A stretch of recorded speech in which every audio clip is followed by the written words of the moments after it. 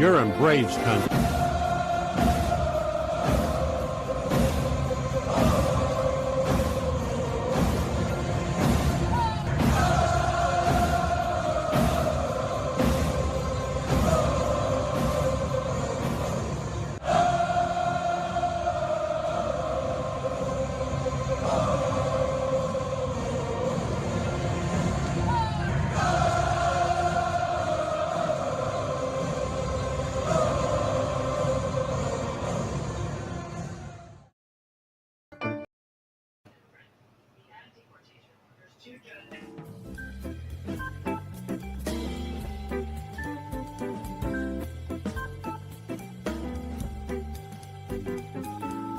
Drink like me, you can't smoke like me.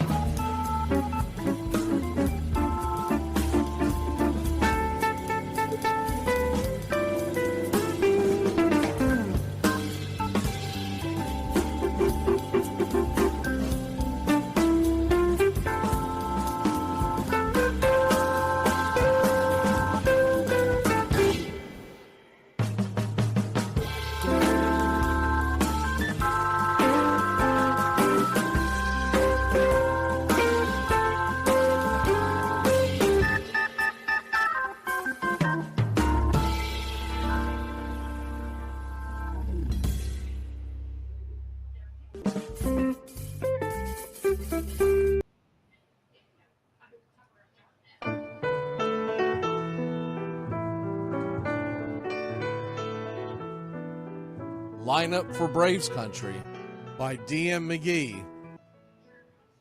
A is for Aaron, the Hammer and Hank, the real home run king. Take that to the bank. B is for Bobby. Cox never cowered. He'd give Blue quite an earful on his way to the showers. C is for Chipper. Don't call him Larry. He would show up in Shea, the Mets he would bury. D is for David. Justice he'd bring. A Game 6 solo brought Atlanta their ring.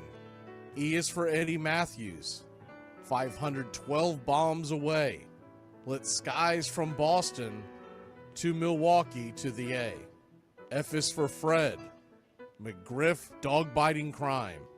A fire was lit the day he arrived. G is for Glavin. Southpaw winds and kicks. Changing speeds east and west. A gem in Game 6. H is for Harry and his brother George Wright. The father of baseball, Boston pennants in flight. I is for inning, ending double play. Riley to Ozzie to Olsen all day. J is for Jones. Andrew let her fly. And his gloves in center is where singles would die. K is for strikeouts. A plenty from Strider. The quads in the stash, getting swings from that slider. L is for Lopez. Javi to B-Mac. Travis and Smurf, we've been lucky to see that. M is for Mad Dog. He won 355. Could swat flies with the changeup and still bust you inside. N is for Necro. He got to the hall by bending and knuckling and floating that ball. O is for Otis. Old Nixon could fly. The catch at the wall baffled our eyes. P's still for Peterson. We were all rockin' pearls. With Eddie and Jorge, we were out of this world. Q is a quandary. for why Dale is not in. Murphy MVPs again and again. R is for ranking, the top pitcher's lore. Remember Kid Nichols, 107 WAR. S is for Smoltzy, the big three in the hall. When the game's on the line, you give John the ball. T is for Tyler, Matzik, and the gift of 2021, the entire night shift. U is for Chavez, but we say Uncle Jesse. The frames, the release, kept the batters guessing. V is Van Weeren, Skip Carey 2, Don Ernie Joe, the tales from the booth. W is Warren, spawn Johnny Sane. They'd ride him in Boston and then pray for rain. X is Mazzoni. Yeah, X marked the spot. Leo rocked next to Bobby, and his pitchers stayed hot. Why it makes us feel young, the game's main appeal. Chopping through the battery, there's no better feel. Z is for Zip Boom Bam, Ramalama Ding Dong. Throughout the summer, we sing that song. From AJ to eyeglasses and a hell of a pen. Mad Max, Uncle Charlie, win after win. A cannon from short, and RC you later. Acuna Matata, there is no one greater. Though you can't fit them all when you just A to Z. Think of your favorites in the rafters we see. I started with 3, then 10, 25, 47, 31, and of course 29. Let's not forget 21, 41, 35, the Great 44, or 755, and old number 6, who led his great teams. The pennants were flying, it felt like a dream. From Boston to Milwaukee, to Atlanta's TBS, a family, a tradition, Braves Country's the best. Line Up for Braves Country by D.M. McGee.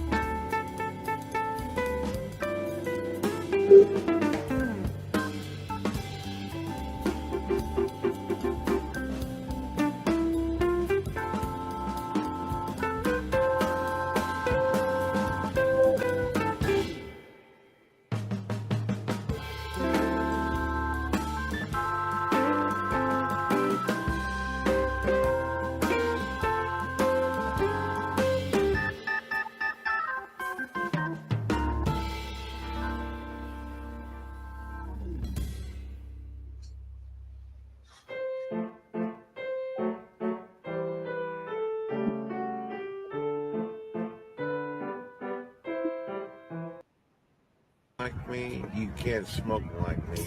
So don't try and be like me. Let's party together.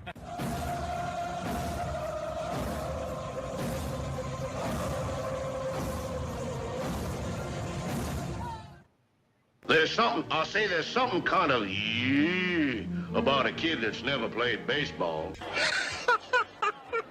We have been hoodwinked, bamboozled, and flat out deceived. Why did you get so drunk?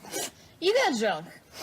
I'm just really exhausted. What's in that cup? Rum and Cokes. Do you have any idea how important this is? We're trying to save the pub vault. Really, this is what you're doing? This is what you're doing?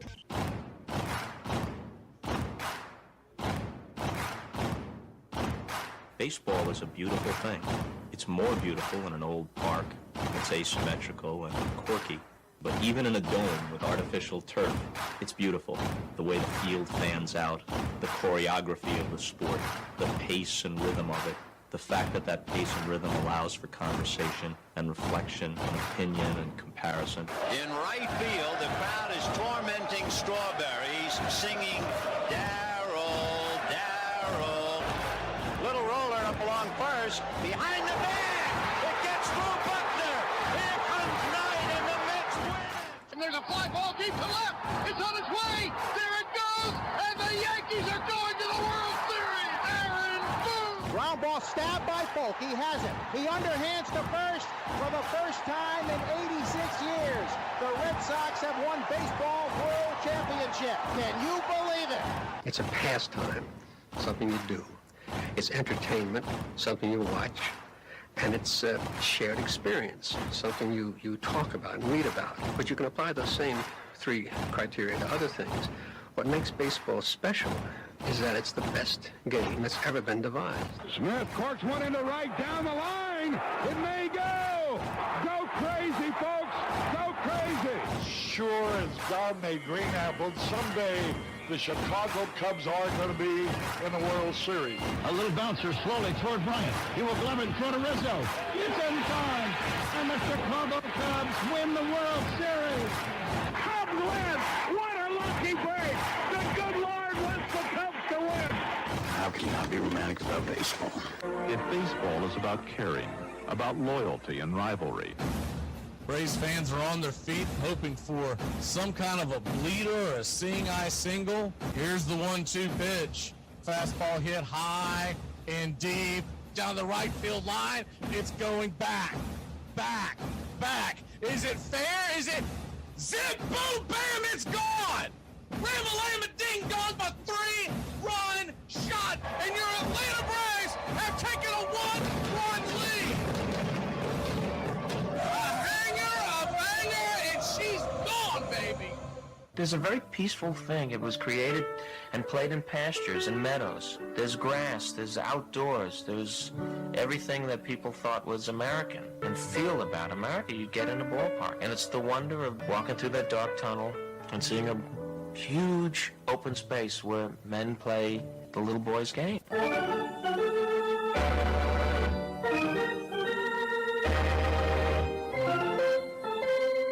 I believe in the Church of Baseball. I've tried all the major religions and most of the minor ones. I know things. For instance, there are 108 beads in a Catholic rosary and there are 108 stitches in a baseball. I prefer metaphysics to theology. You see, there's no guilt in baseball, and it's never boring. It's a long season and you gotta trust it. I've tried them all, I really have. And the only church that truly feeds the soul day in, day out is the Church of Baseball.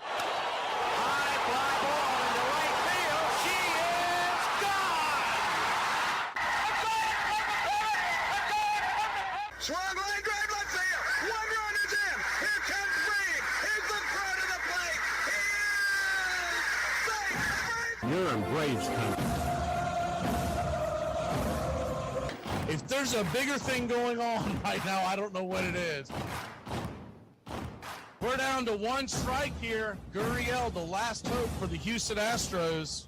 Here's the 0-2 pitch. Swung on, bounced over to Dansby. Dansby fires it over to first. And here comes the dog pile. Fire the cannons in the battery. Do the chop all throughout Braves country. Pop that top. Your Atlanta Braves have won it all. Ladies and gentlemen, welcome. We direct your attention now to home plate. Please remain standing. We call your attention to our fans here today. They will be jointly directed. And now, another fixture. Our national anthem.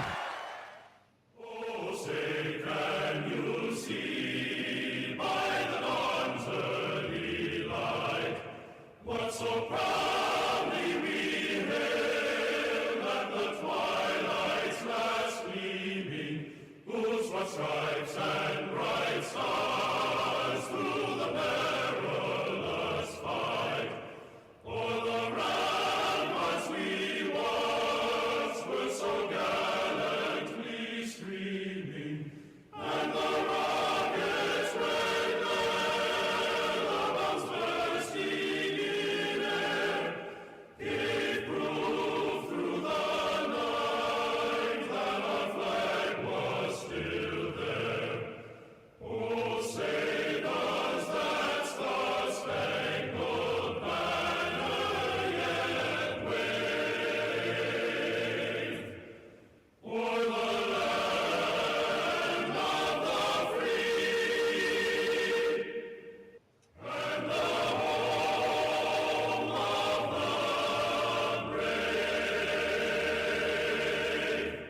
Play ball! At this time, ladies and gentlemen, we'd like to introduce today's teams as participants in this historic game.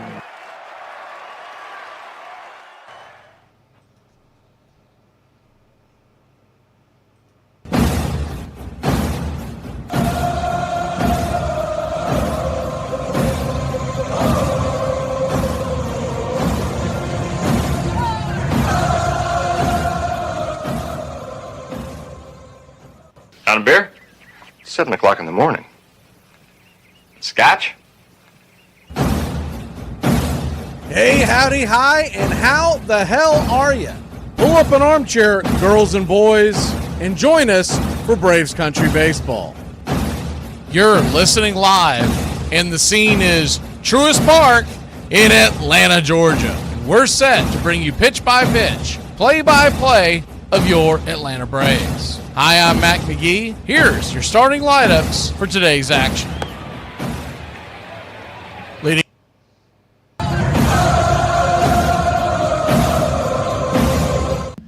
Good afternoon, Braves country. Go ahead and change the view here real quick as we are getting set for the St. Louis Cardinals series. I turn on my camera. Oops. Well, there we go. Hey, how the hell are you? We're rocking now. All right. Got to get it pretty late in the morning to fool me. All right. Let's go ahead and get into. So I've got to keep these to the bottom of the hour because we're being carried now on some radio stations, and I can't go over because they have other things they're going to plug in. They're going to cut me off. So I do have an alarm set to buzz the hell out of here as soon as it goes off. So let me double check and make sure I've done that because I can see, well, we'll go ahead and set it. There we go. All right. So what we've got going on here today is we've got your Atlanta Braves taking on the St. Louis Cardinals, and we're going to go over the Twin Series recap real quick. That's what we do here on on these shows, and then we go looking forward to the Cardinals. But we're also going to get into the whole thing that everybody wants to talk about, which is the Acuna thing. And I hit the nail on the damn head, did I not? Did I not tell you all yesterday before the game started, right before we did the game? I told everybody off the jump that they were missing the whole boat, and still some of them are missing the whole boat, but it was not that Snitker was out here protecting Jared Kelenic. Now, that's not at all what happened. Snitker wasn't paying attention. He didn't know idea. He even said so, and we have a clip. I want to play a couple of these clips first to get things going, and then we will go to the reactions and everything. But the first thing I do want to hit up is the good. We swept a 3-game series against a Twins team that, look, I get it. They are not. I'm going to go ahead and share the screen real quick. I get it. The Minnesota Twins aren't playing great baseball, but they are coming off of, this is not nothing. They had just won 2 out of 3 against the Mets, and the Mets are playing very good baseball. The only game that they lost was to the Mets ace right now, I would call him, which is Clay Holmes. And so Bailey Ober beat them. We dodged a bullet not having to see him. He's probably he's probably the best pitcher for the Twins. And nonetheless, they were at home and they came to Truist Park, so it's a different scenario. But nonetheless, they did take 2 or 3 from New York. They started off the season much like the Braves terribly. I was looking at their schedule this morning, and they started off 0-4, and then they went 2-5 in their first 7, and then they went 3-8 in their first 11. Okay, and if you want to go a little further, they went 4-11, I guess, in their first 15 games. So after that, they had won 3 or 4 coming into Atlanta. They'd beaten the Tigers against Casey Mize, which is a pretty damn good pitcher. They lost to Clay Holmes, but they did beat Tyler Miguel, who's been pitching pretty well. And then they ended up winning in extra innings on the getaway day. But the point is, though this team, it was sluggish at the beginning of the season, they were playing pretty good baseball before they came to Atlanta. So Atlanta got off the mat. They won 3. We go out there and we sweep the Minnesota Twins, and it wasn't easy. We know that game on Friday night could be the catapult that sends us to the moon and stars this year. If we turn this around and we go on a run and we get, scorching hot, or we'll just say over the next month or so, right? And we get back in this thing quicker than I thought expected, because honestly I thought we were kind of trudge along, and then much like the 2022 season, midsummer you'd really see this team clicking, and we'll be fighting for every game trying to get in the playoffs. But if this team can get hot and coming off a 3-game sweep, and then to topple that, they have the Cardinals coming in here tonight, tomorrow night, and on Wednesday morning, or technically Wednesday morning depending on where you live. It'll be 12:15 first start. We've got a chance to win this series and take 5 of 6 at home. And if we do that, now look, I know in theory we have a chance to sweep the home series and go 6-0. But that's asking a lot from a baseball team that had been playing pretty bad baseball, not to mention the fact, let's address the elephant in the room. Bryce Elder is pitching on Wednesday as of now. I was hoping that they would announce kind of a question mark there on Wednesday. And then once they got off to Tuesday night, maybe they would bring up A.J. Smith-Shawver or someone else, because Elder on a Wednesday getaway day, I don't have a lot of faith in that. I don't have a lot of faith because the Braves on these getaway days, especially the ones at home over the last several years, they don't score a lot of runs on these Wednesday or Thursday getaway days. They just haven't. And we hope the Cardinals are a little groggy and don't see the Bryce Elder sinker catching over the plate and slamming that thing into utter existence. But nonetheless, the way I look at this is tonight, tomorrow night are critical to win the series, because you've got Schwellenbach, you've got Strider, and though they're going up against two pretty decent starting pitchers, Eric Fetty, he can be gotten to. He's had some good outings. He had one bad outing this year. And Palante's actually pretty good, but he's going head-to-head against Strider. And I don't give a damn what anybody says. If I've got Strider on my side, I like my chances. If I've got Schwellenbach on my side at home, I like my chances. And they're coming off a tough series because St. Louis got a 4-game sweep. That's not ideal coming into tonight because you would kind of prefer them to have won yesterday. Usually a team that's backed in a quarter comes out fighting like an angry wet cat. And that's what I kind of expect from the Cardinals. So we've had great success, especially at home against the Cardinals over the last several years. That doesn't mean anything going into tonight. So you really want to get this first win. I do believe Schwellenbach is going to come out and perform well. Because if you remember the last time out on Tuesday against Toronto, he didn't have his best stuff. He's getting an extra day of rest, and he's going to be at home. Schwellenbach is usually money. I think his over-under, by the way, today on the total strikeouts is 5.5, which seems a little low. And then the following day, you're going to get Spencer Strider on an extra day of rest. And though I didn't think he pitched poorly at all for his first time being back coming off of major surgery, but he's going to think that and see he's going to be dialed in. So once again, the key to this series is going to be the first 2 games because you don't know what you're going to get from Bryce Elder in Game 3. And it might be a deal where they're planning on wearing him out and then not taking him on the road, right? Because they're going to go to Arizona and Colorado leaving Truist Park. They've got a 6-game series, 3 at Arizona and 3 at Colorado, and we know what that can do to a bullpen. So I could see the Braves sending Bryce Elder down after Wednesday and bringing up another bullpen arm because you're going to get an extra day off. So that's built in to being able to bring yourself an extra bullpen piece, and you're going to get a day off, and the extra day off for the starters. So you could either skip a start or at the end of the series, you could see them bringing in someone, and they've done it before in Colorado because remember, that's where Darius Vines made his very first start as a professional. So the good was the sweep. And by the way, did you see the Angels celebration yesterday when they came from behind? I think they were down 3 and they scored 4 in the bottom of the 9th. I think that's how it went down. I didn't catch the game. I saw the celebration where the Angels came from behind, and the electricity that was in that dugout with Wash and everybody else that was around him. It looked like a college baseball dugout where they were just jumping up and down. Wash was given basically like the Tiger Woods kind of power punch into the air. And I made the comment, I said it's night and day. It really is. It's night and day between the Braves dugout now and the Braves dugout back then.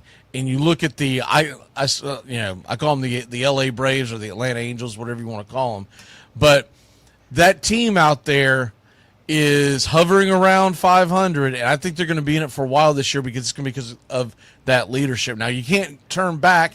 We're not going to make a trade. That's not how that's done. You don't trade Snicker for Washington. That's not how it's done. But it just tells you that they made a mistake, a misstep with letting Wash and EY go, because I still say that if you would have told Wash, Snicker is going to manage this team, will put whatever years you want to put on it, and then it is your job, I think Ron Washington stays, especially if you make it worth his while. And that has nothing to do with the salary tax. The Braves could have made it worth his while, but they didn't, and now here we are. But I wanted to mention that because it just really is dumbfounding that they let those 2 guys walk out of there, and the electricity that they had was unbelievable. The other real quick thing, all right, let me play the clip from Drake after yesterday because we're just talking about the win. I think you want to hear this from Drake Baldwin. He had the home run, his first home run at Truist Park. I'm here with rookie catching sensation who didn't think he did enough to be player of the game, Drake Baldwin. Incredible. Your first home run at Truist Park. How'd that feel in front of this crowd? Felt amazing. I mean, to hear this crowd kind of go crazy while we're on the bases is is a feeling you dream of, and getting the first one there was huge. Drake, you worked your pitcher, Grant Holmes, through that fifth and got a little shaky. What do you guys do to get him back on track? Yeah, he was grinding through it. We made some adjustments, even during the pitching change, and he sort of locked in and was able to execute pitches there, and he battled through and made some big pitches when we needed him. Loved watching you guys work. Finally, you're almost coming up on a month in the big leagues. What have you learned being up here? Your biggest takeaway? Yeah, I mean, there's two things. I mean, it's just how good of guys there are on the team here. Like, they're super supportive. They help a ton. And then, I mean, playing in front of this crowd is pretty incredible. It just gives you that extra energy and gives you that motivation to go out there and compete at your highest level every day. All right, so that was Drake Baldwin, and that leads us into the next thing that we're going to talk about right after. I do want to address this real quick. The Braves made us a minor trade yesterday. They traded for cash considerations Scott Blewett. Yeah, you can't make these things up. We made a trade for Scott Blewett, and everyone made all the jokes yesterday, the low-hanging fruit. We're going to have Blewett and Bummer in the bullpen. Someone, I can't remember who it was, they said something to the effect of, what's next? We're going to go out and get Frank, and then his last name would be gives up a home run. But Blewett, if you're wanting to know about him, look, I looked up his numbers. I had heard of him just because of his last name. I haven't really paid much attention to him. And honestly, I feel like we saw him as, so I want to look at his, I want to double check this, but I feel like we saw him last year possibly, because his name has been a running joke, obviously, because when you got a relief pitcher being named Blewett, you know, the only thing worse than that is that he takes on the oldest profession in the world, right? Because, I mean, that's the first thing that comes to mind is, oh, my God. But we did. Okay, that's why. Okay, I'm looking at it right now. He pitched 3 innings against the Braves back in August of 2024. And, I mean, shut us out. 3 innings, 2 hits allowed, 3 strikeouts. Is he a game changer? No, he's really just coming in to give the depth. Now, what did they do with that? The Braves ended up DFAing Jose Suarez. We'll see what this guy has. The one thing I will say is he does have, and you know the Braves fall in love with this, he's got a decent strikeout rate over his career. He has 37 innings pitched and 37 strikeouts. This year he's got 4 innings pitched, 6 strikeouts. He does have a high whip. You would kind of expect that for a guy that you got for cash considerations. He and the player to be named later, the most popular guys ever traded in baseball.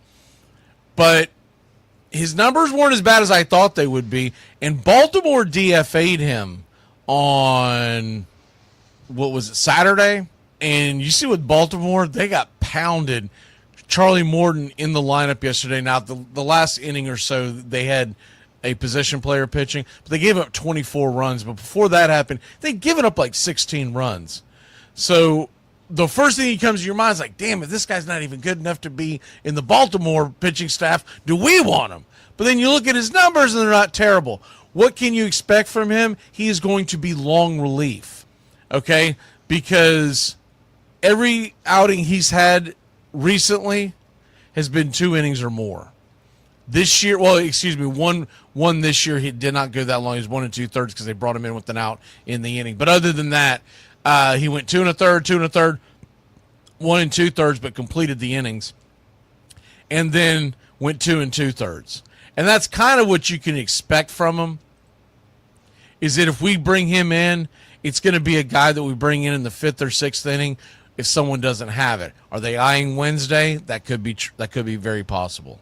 That could be very possible. They could be eyeing Wednesday, saying we need someone to bridge the gap, and maybe they don't want the lefty Suarez going up against the right-handed bats of the Cardinals, so I can kind of understand that.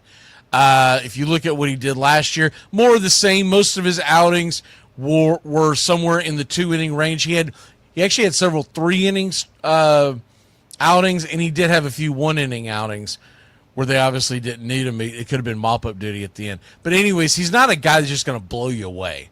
And yes, I did just make that comment on a guy named Blewett. But anyways, well, it was not intentional. That was not intentional. That's what we're looking at from him. Now, real quick, I want you to hear the Snicker comments, because they asked him about everything. We hit the nail on the head when we said he wasn't watching the damn game. He admits it in this. The other thing I want to hit you with is when we come off this, I've got some comments for this, because the national media is missing the low-hanging fruit. They're missing what's really going on. What they have focused on in this entire thing is Ronald Acuna Jr. should not be tweeting out against his manager, and I don't disagree with that. But that's not the biggest issue here. Let's play the clip. Didn't have any. I mean, I don't do social media, number one. And I heard about it as I was walking to the dugout. Heard something was up, and then I came in and they said it was down. I haven't talked to him, so I don't know. That was what we were asking last night about Kelnick, because it was kind of the same situation as Acuna's. I know Acuna's wasn't. No, they're all different. They're all different. All the situations, when they happen, they're all different. And I addressed it with Jared. Acuna's incident different from Jared's? Huh? It's just timing and all of everything. I think there's no blanket thing doing that. Quite honestly, if you want to know the truth, I wasn't watching that play. I knew he got thrown out at second. I didn't see it till this morning, and then I talked to him about it. He said Acuna's incident that it's unacceptable. Yeah, no, it was, and it's yeah, no, yeah, if you don't run, then it's a big time like that, yeah. But I quite honestly, I don't look for him to not do, because he plays with his hair on fire all the time, and he's laying out, and I didn't know it till I saw this morning. I went in and I looked at it when I got here, and then I had a discussion with him, and we got it squared away. You're kind of surprised that he would make a comment like this when he's not even here with the team right now and he's trying to work to get better? No, I mean, like I said, I didn't see it. I haven't talked to him, and I heard it was taken down. So into the fact that we swept the series and won 3 in a row right now. Sweep of the series, very exciting. Congrats on that. What's your overall outlook on the team in general for this whole series? I'm sorry. I say the ringing in my ears is such. You're good. You got your first sweep of the series. What's your overall outlook for the team, the highs and lows over this full series? Well, there's going to be highs and lows, as we know. We've just experienced it all here in the first 3 weeks. But there's a lot of good things that I'm seeing right now, especially offensively, and hitting with guys on and getting multiple guys going. I think it shows more what we're capable of. And that bullpen's for these 3 games has just been outstanding. All them guys have done a really, really nice job. We know Drake Baldwin can hit. How pleased have you been with him behind the plate? Really good. I mean, from the get-go. It's hard when you come in as a rookie catcher and you're catching established guys and playing against this competition. It's just why they... All right, that's probably enough of that, because after that it just turns into basically a big tongue bath from the Braves media, as we typically get. But the main point I want to make on today's show is when we sit here and there's so many people on X and other outlets that will defend Snit to the end. And I get it. They feel loyalty because, A, he's been with the organization for so long. You don't want to eat your own. And I get that part of it. And then the other thing being is that he was the manager for the team that won the World Series.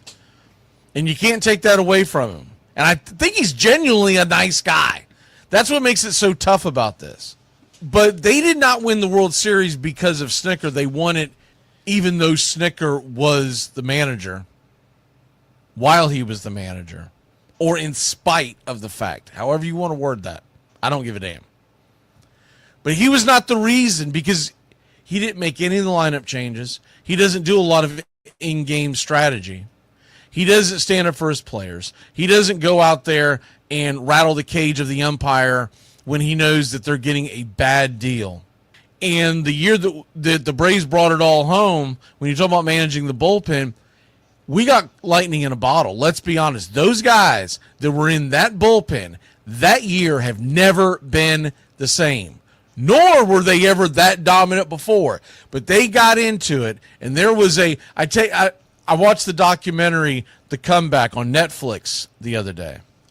And on Netflix, there was a very interesting documentary where they talk about the Red Sox making the the comeback against the Yankees in 2004 when they were down 3-0, and everybody remembers it that was alive, and it was one of the greatest stories in sports history. By the way, shout out to Bostonians today. It is Patriots Day, and of course that means the Boston Marathon. You've got the Red Sox right now playing the White Sox. It's one of my favorite sports days. The only thing they screwed up there is they should have had the Celtics play tonight. They are in the playoffs, and I'm like, what the hell are they doing? Because they have done it before. I am a Celtics fan. I grew up a Celtics fan way back in the Larry Bird days, and I make no apologies for that. I couldn't see Hawks games when I was a kid. I could see Larry Bird and my favorite player at the time, Dennis Johnson, on Sunday afternoons in Florida. So that's why. But it's a great day of if you're not familiar with Patriots Day, it's just a phenomenal sports day because they time the baseball game around the marathon so that fans can kind of do it all. But anyways, going back to that, if you watch the comeback on Netflix about the Red Sox making their run, and so many of the guys were talking about the team chemistry and what they had, I'm telling you, you can draw so many parallels with that and what happened in the 2021 Atlanta Braves team. It was magic. It was lightning in a bottle. That team doesn't win the World Series any other year. Not with that roster. Not losing Ronald Acuna Jr. Not with Charlie Morton breaking his damn leg. But they caught lightning in a bottle, and it is what it is. And I don't take it away from the fact that he was at the helm, and they did win regardless. But I honestly think his coaching staff had a lot to do with it because they were very rah-rah. And we sent guys when we probably shouldn't have sent them. And we had some things that went our way. So with all that being said, you can't just hold on to a guy because we won a championship 4 years ago. When you look at the fact that in 2022, after roaring back and winning the division, they fell flat in the playoffs. 2023, best offense in baseball, they fell flat in the damn playoffs. Last year was a great job and I'm not just going to give it to the coaching staff, but I'm also going to give it to the front office because the injuries that we had, that was AA's best job if you take 2021 as an outlier because he had so many injuries and he somehow pieced together a playoff appearance. We didn't do anything in the playoffs. We got crushed, but I'm not blaming Snicker for that one. I'm not blaming the front office for that one. That was because we were out of bullets and we were heading to the OK Corral with basically, I wouldn't even say we had a knife in our hand. We had like a pool noodle in our damn hand heading to the OK Corral. We had no chance. But the biggest thing that they miss on this, before I get out of your hair, is he wasn't paying attention. And if he wasn't paying attention, that's a problem. He didn't know until the next day when he got to the office, which is what he just said, what you just heard. That's a problem. That's not just a problem because he had his head up his ass and didn't see it. That's a problem because nobody else in the dugout on the management staff, because the players aren't going to dime each other out. Nobody else saw it and said, Snit, did you see that? What? Well, he was sitting there staring at the damn ball, and nobody saw it? So what you're telling me is you've got the best seats in the house because you're not managing. You're just watching the ball go up and hanging your mouth out and go, wow, that was how did he get thrown out like that? Because you know he's got speed, so even if you didn't see it in real time, you could have went back and looked at any point during the game and said, Snit, did you see this? So Ronald Acuna Jr. is not wrong. Should Ronald Acuna Jr. do that when we are in the middle of a 3-games sweep or a potential 3-game sweep because we'd won 2 games? And this is a team that started off horrendous. The last thing you want is this media blitz focusing on what's going on. No. And I'm sure they're going to have a conversation. The only thing that they got right was this morning I was watching MLB Network and DeRosa said one thing. The rest of that entire deal that they did this morning, they were way off base because they were focusing on the wrong thing. I just told you what they needed to focus on. But the one thing that DeRosa got right was he said, and I agree with this 1,000%, is that you don't tweet it. You go into his office and say, Snicker, close the door. I got a problem. As a leader of this team, you benched me in 2019. You don't bench him. I've got a problem. I want him benched today because of what you did to me. And though I may have 100%, 1,000% deserved it, I still want you to bench his ass because there's got to be a message sent that a guy hitting well below the Mendoza line can't Cadillac it, even though, and I do agree with Snicker, even though he does play with his hair on fire most of the time. But he's not hitting the ball. You can put him in for defensive replacement later in the game if you really needed him. That's not going to hurt anybody's feelings. But you don't start him the next day, and that's the damn problem. And the reason why he didn't do it, Snicker, is because he doesn't want it to look like he's kowtowing to Acuna from the social media. So even if he thought about benching him, Acuna screwed that up. But in the middle of the game, there should have been something done, and there wasn't. And that's my biggest beef. I know they're not going to do anything about Snicker, not this year. He's probably going to ride off into the sunset. And maybe we catch magic in a bottle one more time and we win it. You never know. Baseball is a fickle mistress, and you never know what's going to go down. But nonetheless, they're not going to fire him in the middle of the year. That's just not going to happen. But whoever they bring in next, and there's been talks about, all they're going to do is promote Walt Weiss.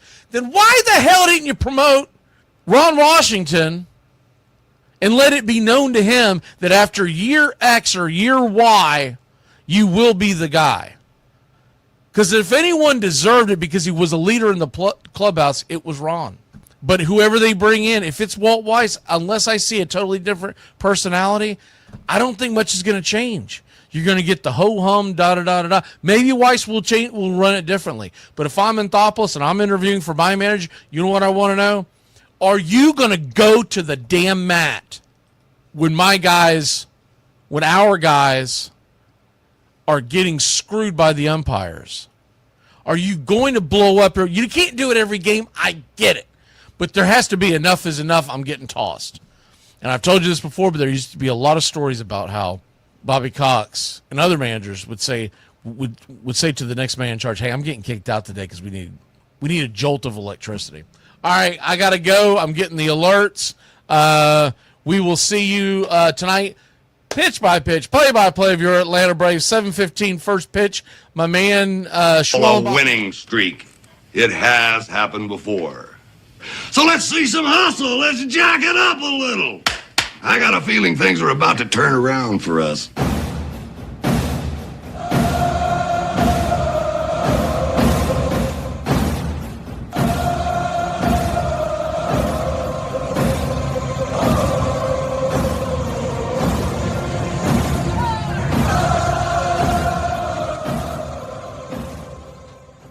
On a beer? 7 o'clock in the morning. Scotch? Hey, howdy, hi, and how the hell are you? Pull up an armchair, girls and boys, and join us for Braves Country Baseball. You're listening live, and the scene is Truist Park in Atlanta, Georgia. We're set to bring you pitch by pitch, play by play of your Atlanta Braves. Hi, I'm Mac McGee. Here's your starting lineups for today's action. Leading off and playing left field for the St. Louis Cardinals, it's Lars Nootbaar. 3 home runs, 11 RBI, 2 stolen bases, batting .253. Batting second, playing first, Contreras. 1 home run, 7 RBI, 1 stolen base, batting .169. Batting third, playing short, Brendan Donovan. 3 home runs, 13 RBI, 3 stolen bases, batting .356. Batting cleanup, playing third, Nolan Arenado. He's batting .288 on the year with 2 home runs, 10 RBI, and a stolen base. Burleson is the designated hitter, batting fifth. He has a .250 average with 6 RBI, 2 stolen bases. Walker is in right field and batting sixth. He's got a .227 average with 2 home runs, 7 RBI, 2 stolen bases. Gorman batting seventh, playing second. 1 home run, 3 RBI, batting .222. Pages is behind home plate, batting 8th. 1 home run, 10 RBI, a .235 clip. And Scott is in center field and batting 9th. He has a .235 average with a home run and 7 RBI, along with 7 stolen bases. On the mound for the St. Louis Cardinals today, it's Eric Fetty. He's 1-2 with a 3.43 ERA. A 1.14 whip, 21 innings with 10 strikeouts versus 13 walks, 11 hits, and 2 home runs served. He'll be going head-to-head with Spencer Schwellenbach. Schwelly is 1-1 with a 2.55 ERA and a 0.85 whip. 24 2/3 innings pitched, 18 hits allowed, 22 strikeouts, 5 walks, 3 home runs served. Backing up Schwelly in the bottom of the first inning. And in left field, the doctor is in. It's Doogie, Alex Verdugo. We have a new clip for him. We'll see if he comes through tonight so we can unleash it. He's 5 for 14 on the year, 1 RBI, a .357 average. Batting second, playing third, Austin Riley. 5 home runs, 13 RBI, batting .264. Marcell Ozuna, the designated hitter, batting third. He has a .305 average with 4 home runs, 9 RBI. Matt Olson batting cleanup and playing first. 3 home runs, 13 RBI, batting .233. Ozzie Albies batting fifth, playing second. 4 home runs, 11 RBI, 2 stolen bases, batting .244. Michael Harris II is patrolling center field for your Atlanta Braves. He's batting sixth with 3 home runs, 9 RBI, 4 stolen bases, batting .203. Sean Murphy is behind home plate and batting seventh. A .200 clip with 4 home runs, 8 RBI.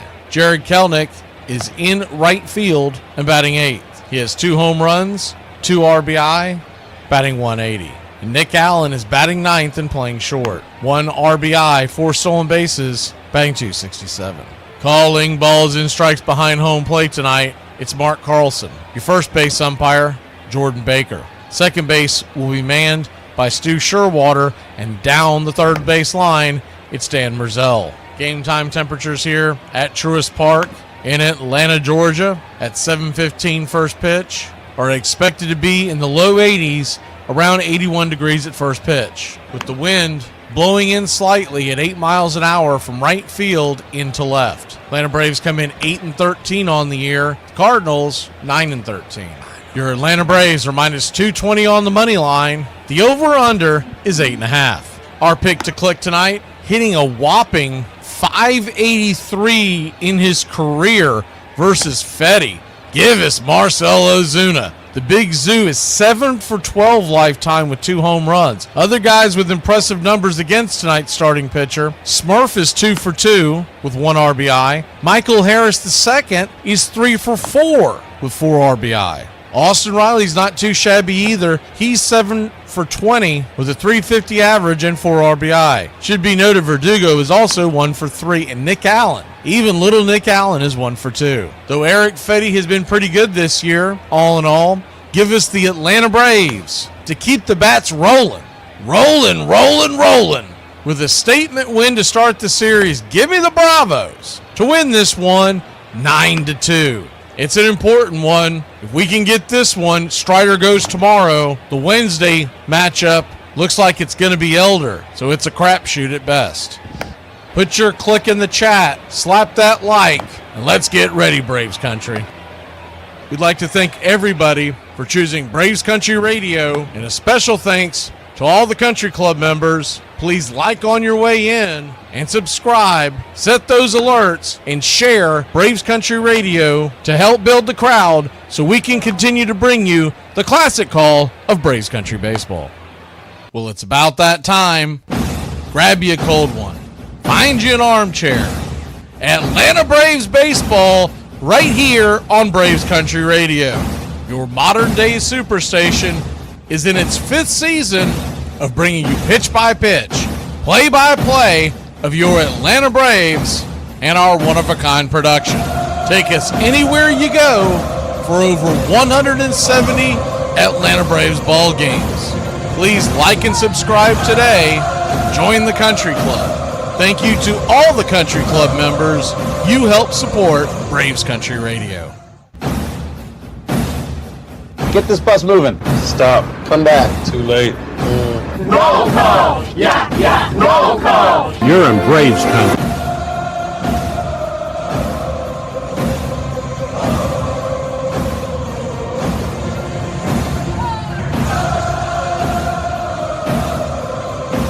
Good evening, Vietnam. How the hell are y'all? We almost got our head starting to bob towards the top of the water. Looking at it, for the first time in a while, we're facing a team at the beginning of a series where their record isn't ridiculously better than our record. So how about that? We're 8-13, they're 9-13. Let's overtake the Cardinals this series and go from there. If we win this series, we'd have a better record than them. So here we go. Good evening.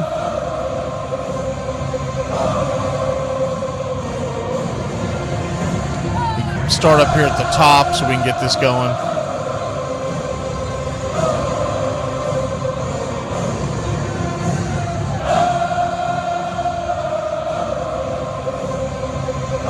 Good evening, Hellion, Charles Fritz, I see Robert, Anthony Brown.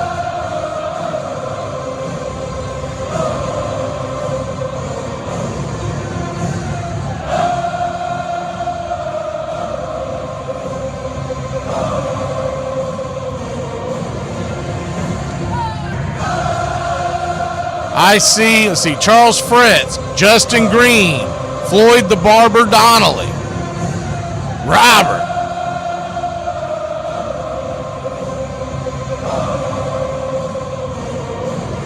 Who else do we have in here tonight? Charlie Elrod, Iron Lung,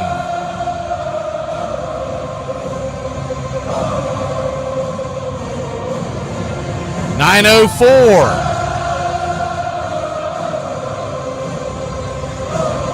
Rebel X. Porco Rosso. Might be just easy to say 1818.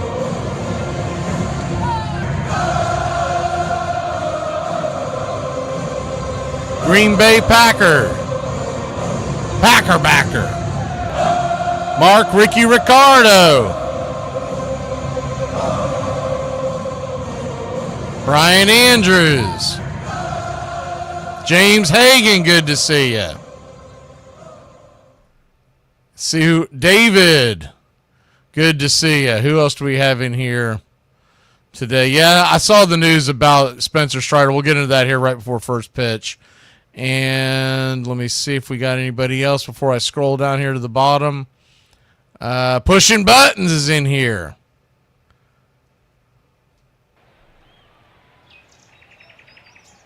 And I think that's about it. All right, Jameson, good to see you. All right, we'll be right back in a flash here on Braves Country.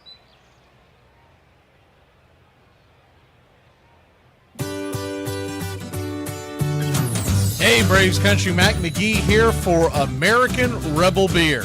America's patriotic light lager, all natural ingredients. Stand tall, be proud. The perfect beer to celebrate life, liberty, and your pursuit of the American dream.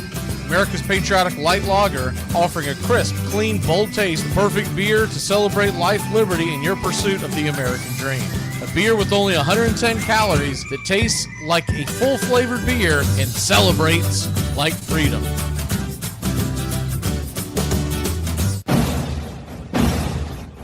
Hey, Braves Country, this is Mac McGee with Braves Country Radio.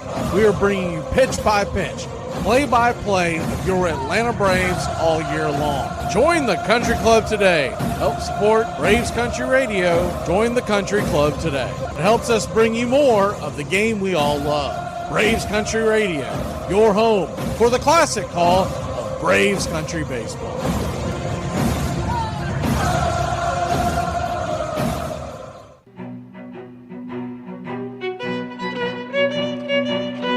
Hey, Braves Country, Mac McGee here for American Rebel Beer. From the mountains to the prairies to your pint glass with white foam, we're bringing back beer with a backbone. All that matters in our brew is taste and a touch of American excellence. American Rebel Beer, born in the USA.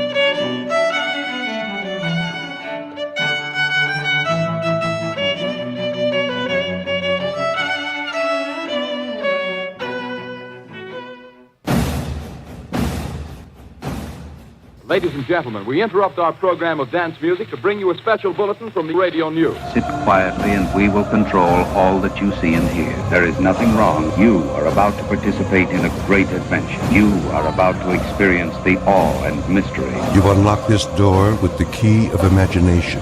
Beyond it is another dimension, a dimension of sound, a dimension of sight, a dimension of mind. You're moving into a land of both things and ideas. You've just crossed over into Adventures in Time and Space. We offer you Braves Country Radio, your home for the classic call of Braves Country Baseball. Hi, folks. Join us now for another Braves ball game. Yes, sir. This is the one we've been waiting for. This is it. This makes you feel like it's spring and baseball. No more measles and free tickets to the circus. You're in Braves country.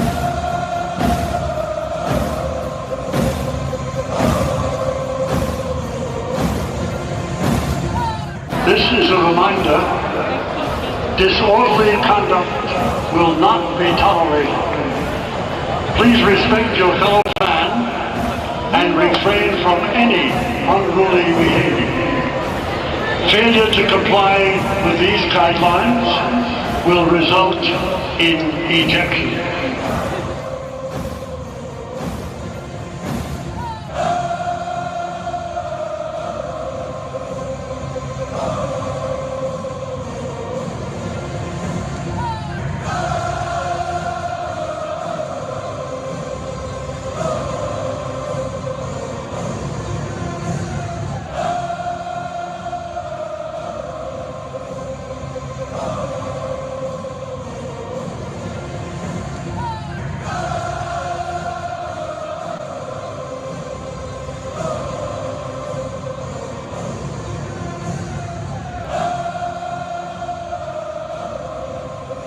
Good evening, Braves Country. We're just about set for pitch-by-pitch, play-by-play of your Atlanta Braves. So obviously, when we did the show earlier today, we had the news about Strider. Thank you, James, for your contribution.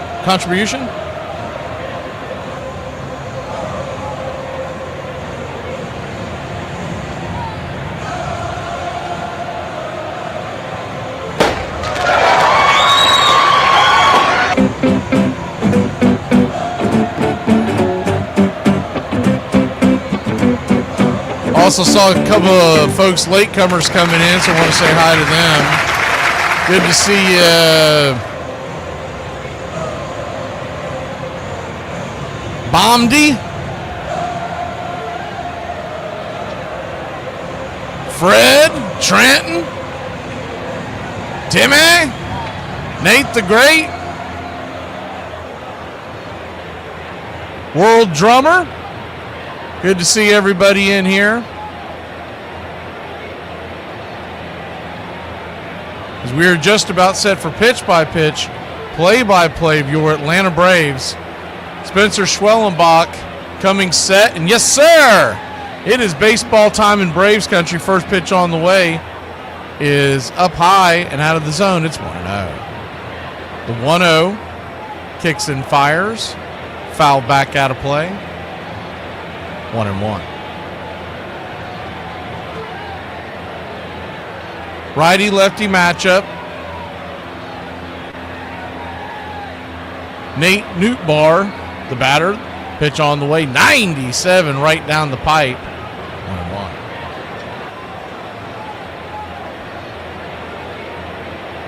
1-1. One count.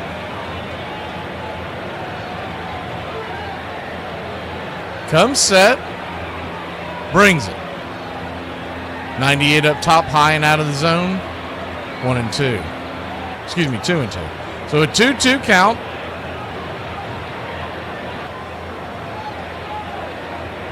Pitch swung on. Chase that one a little bit off the edge.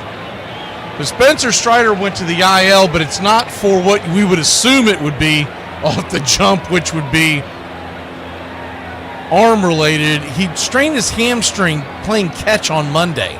The 2-2. Swing and a miss over the top. Strike three. Got him. Pulled the string on that one. One away. So, though it's disheartening to see him go back on the IL as soon as paper mache went on the IL, but at least it's not arm related, and at least we'll have a chance to maybe get him back on the 15-day. We'll find more about it on the post game tonight, and I'll make sure to let y'all know everything going on in case you missed it tomorrow before the game. We'll have the audio for it and everything. But it sucks. I'm not going to lie. It's a kick in the grapes because we had a chance to go on a run here, and then he goes and gets hurt shagging flies or whatever he was doing. First pitch on the way to Wilson Contreras is swung on, chopped on the ground over to short. Allen's got it. It's going to be a 6-3 put out. 2 down. 2 down. Braves going left to right around the outfields. Verdugo, Hawk, and J.K.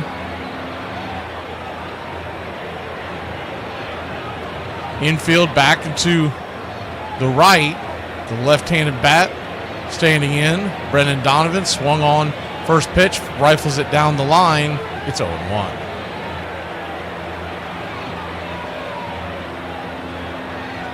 The 0-1. Fastball misses outside wide. 1-1. The 1-1 count. Braves nothing. Cardinals nothing. The 1-1 to Donovan. Swing, lifts it into center field, and that's going to get down for a base hit. So a 2-out single for Donovan and the Cardinals, I should say, here in the top of the first. So obviously the next question is, who are they going to bring up? Well, here's the problem. A.J. Smith-Shawver pitched on Friday. Bryce Elder pitched on Friday. So if you're following me here, it's the first pitch on the way. Righty-righty matchup to Arenado, swung on and fouled back. It's 0-1. Whoever you would decide to pitch tomorrow, if you picked one of those two, they're going on short rest, which means you either tell them that they're only going a few innings. Is the 0-1 up top for a strike? It's 0-2. Or you do an old-fashioned bullpen game, and you could after putting Spencer on the IL, you could extend your bullpen tomorrow. The 0-2's in the dirt. Good backhand stab by Smurf. That ball almost went to the backstop. But so it is a problem unless they just call someone else up randomly to fill the spot. The 1-2 from Schwellenbach brings it. 96. He went around, check swing, strike 3. Schwelly's got 2 in the bank. We'll be back in a flash. Talk more about Strider and our impending doom here on Braves Country. My Lord, a snapping turtle. Boy, what the hell is a snapping turtle? Boy, there's no reason your tongue should roll that hard to where you can't make a T. I'm back with a pirka and these Takis chips. A pirka? What the hell is a pirka? For some of y'all with these meals, I don't understand how y'all just be popping up and think you got to take a picture of it. If you eating something like this, you got a chain around your neck in the basement and you bark at people. What you got here? Vanilla beans and rice, a 6-inch cream-filled mayonnaise Subway sandwich, a chicken neck, 2 stolen quail eggs, and the oldest gas station pizza you can find. Them beans look like Skittles when all the flavor come off it. Who feeding you, a witch? What that little meat is in the corner, man? This exotic. I ain't never had no baked turtle leg. The 9 greatest center fielders. Number 5. Duke Snider was certainly one of the great center fielders of all time, as his Hall of Fame induction suggested. This is one deep to right, way back there, going. A home run for Duke Snider.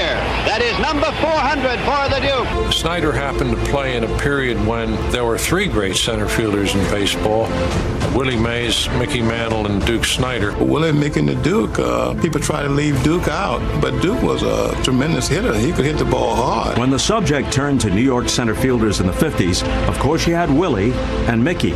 But you couldn't overlook the Duke. Snyder had 5 straight seasons in which he hit 40 or more home runs and had more than 100 RBIs 6 times. Snyder also had the most home runs of any Major League player in the 1950s and was a very good defensive center fielder. The Duke of Flatbush was the centerpiece of the great Brooklyn Dodger teams that won 5 pennants in the 1950s. One of the defining players on one of the most significant teams in baseball history.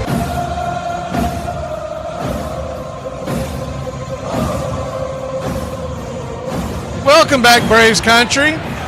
Eric Fetty goes to work. First pitch on the way is swung on. A comeback right to the mound. First pitch swinging by Verdugo.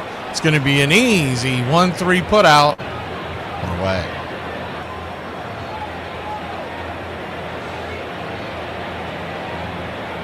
One down. That's disappointing. I worked on a new sound for Verdugo when he gets on, or if it's a home run or whatever. And we're definitely at least gonna have to wait 8 more batters to see if he can do that. First pitch on the way to Austin Riley is up inside for a ball. It's 1-0. 1-0 swung on, fouled back. 1-1. 1-1 count. Braves nothing, Cardinals nothing. Bottom 1. The 1-1. Fastball right down the track. 1-2.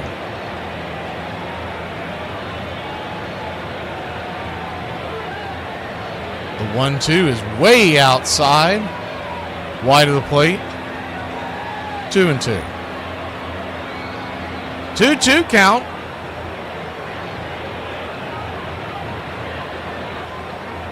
Eddie comes set and delivers. Bender outside wide, full count. Infield back and to the left. The 3-2 swing fouls it back.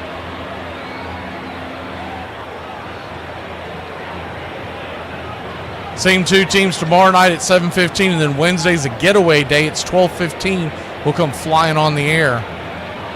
I'll be rushing home from work. Payoff pitch. Swing fouls it away. Full count.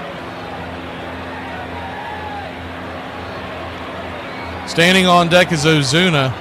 Riley came in batting 7 for 20 lifetime versus Fetty. The payoff pitch. Chop foul down the line. We'll do it again.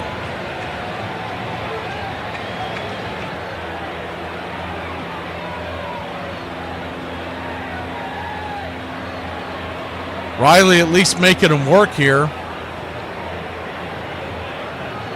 Ninth pitch of the at-bat. Up high and in, ball 4. So he'll head on down to first.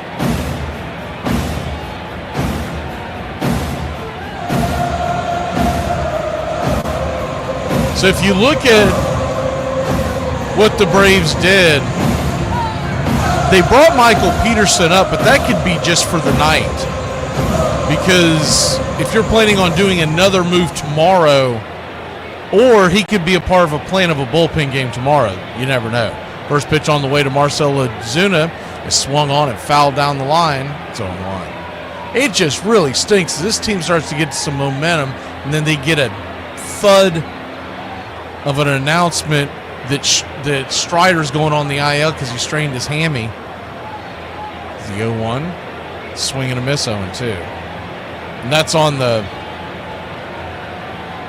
heels of Acuna and Snicker going at it in the media and social media. They must be getting to Snicker because I'm noticing he's got kind of like what I always call an alky beard. The beard that the alcoholics get because they haven't shaved in a few days. He's got more than a 5 o'clock shadow. He's got about a midnight shadow. The 0-2's down and away, 1-2. So a 1-2 count. We see him sitting on his hands and not doing anything. We do have a new clip for that. I might play it for y'all in a second regardless when there's a break in the action. The 1-2. Down below the knees. Good take. Good call by home plate umpire Mark Carlson. That can't be ignored. It's 2-2. So many of these guys nowadays are giving way too big of strike zones. That was a solid call by Carlson. This is not my favorite umpiring crew. We had them the other week. The 2-2 went down and sliced it foul. Tomorrow night is Jordan Baker. He hasn't been phenomenal, but it's Wednesday that I'm worried about. Wednesday at Stu Sherwater. If you remember, we saw him about a week ago, and he was flat out awful. 2-2 count. Swung on, popped up, high in the sky. Can of corn just past the infield dirt, making the catch as the shortstop, Brendan Donovan, 2 away. 2 down. That'll bring Big Matt Olson to the plate. Olson, 3 home runs on the year. Batting .233. First pitch on the way is 94. Below the knees. That time he did not get the right call. It's 0-1.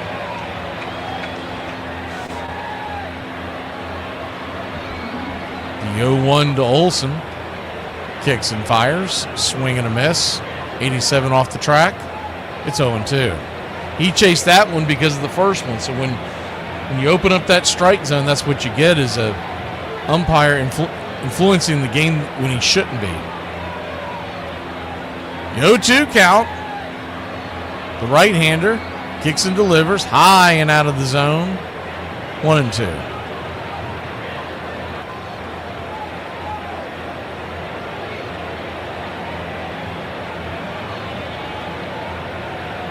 Braves nothing, Cardinals nothing.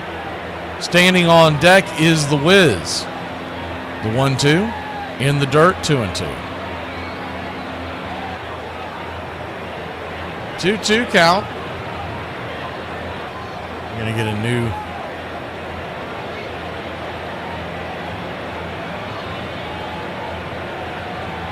ball into play. Riley at first, 2 outs.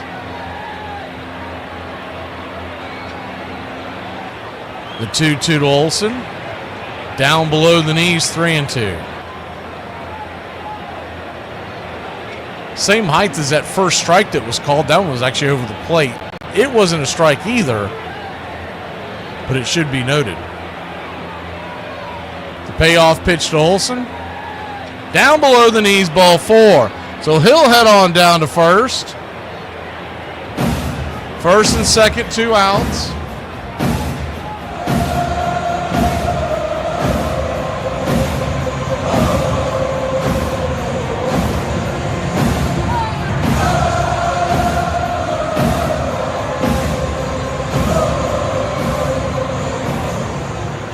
First pitch on the way to Ozzie Albies is swung on. It's going to be grounded over towards first, and it's going to be an easy 3-1 putout to end the inning. Braves put a couple on, but can't get them across. We'll be back in a flash here on Braves Country. I'm so tired of everyone thinking that I support Donald Trump just because I think he's cool and I voted for him. Quite an accusation. Don't judge a book by its cover. Keep me out of this. Keep my name out your mouth.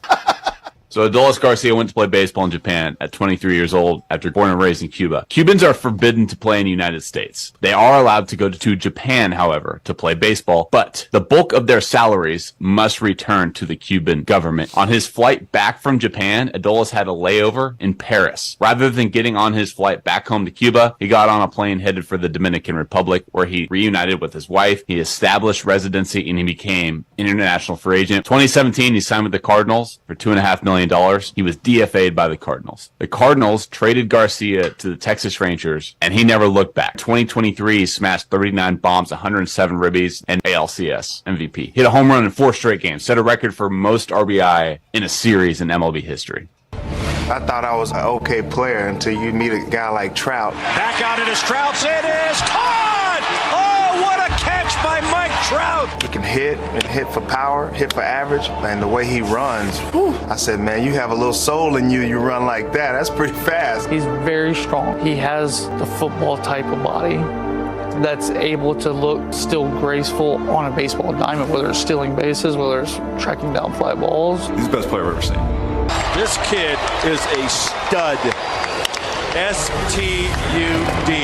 He naturally does everything the way it's supposed to be done. People don't understand is that he is Mickey Mantle.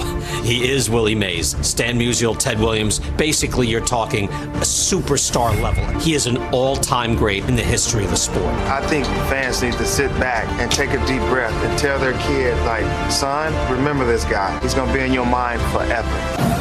No foul on the play. It was not a hold. Welcome back. The defender was just overpowered. First pitch on the way from Schwellenbach to Burleson is right there at the knees. First strike, it's 0-1. The 0-1 went with a curveball a second time. This time did not get it. 1-1. 1-1 count. Righty-lefty matchup. The pitch on the way. Fastball inside. Almost got him. 2-1.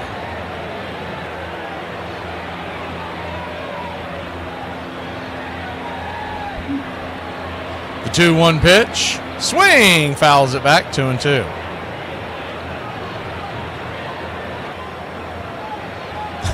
Edwards Price says apparently Ozzie doesn't listen to the new hitting coach. Yeah, you know, he came up at that time when they were all looking up to Freddie Freeman, and Freddie was all about ambushing the pitcher on the first pitch. The 2-2 in the dirt. 3-2. And it's fine if you have someone as good a hitter as Freddie Freeman doing that, because he knows when he should and shouldn't. And it's also fine when you got one guy in the order doing that. The problem we ran into over the years is everybody's doing it, and so you get into the fifth inning, and the starting pitcher's at like 32 pitches. And I just don't know if they can break him of it or if they have to push him down in the order. Like, that's the only way you can do it. The 3-2, caught, looking, strike three. Splitter on the inner cut, watching the paint dry. Yak 'em, 3 away. Third strikeout, 1 away here in the top of the second inning.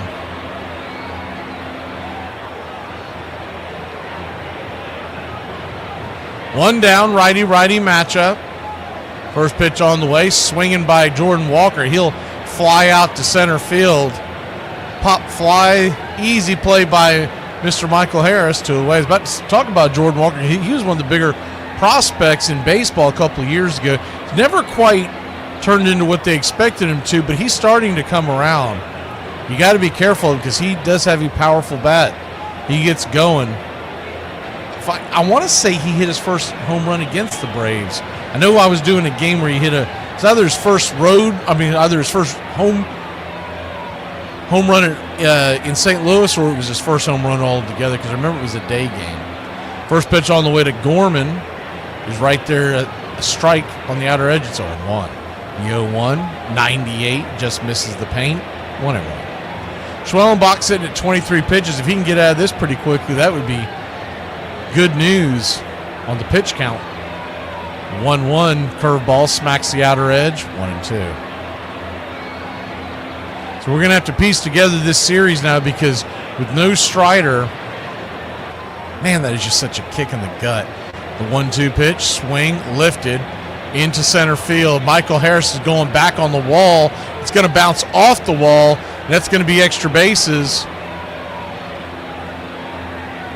It's a 2-out double for Nolan Gorman, 105 miles an hour off the bat.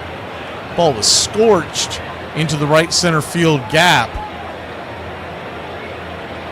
Harris is giving chase, and he just didn't have enough time to get over there. The way they had him played was pretty much straight away. In fact, a little bit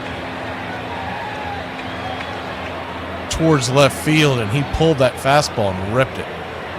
Pedro Paez, the batter, first pitch on the way. Swing, fouls it away. It's 0-1.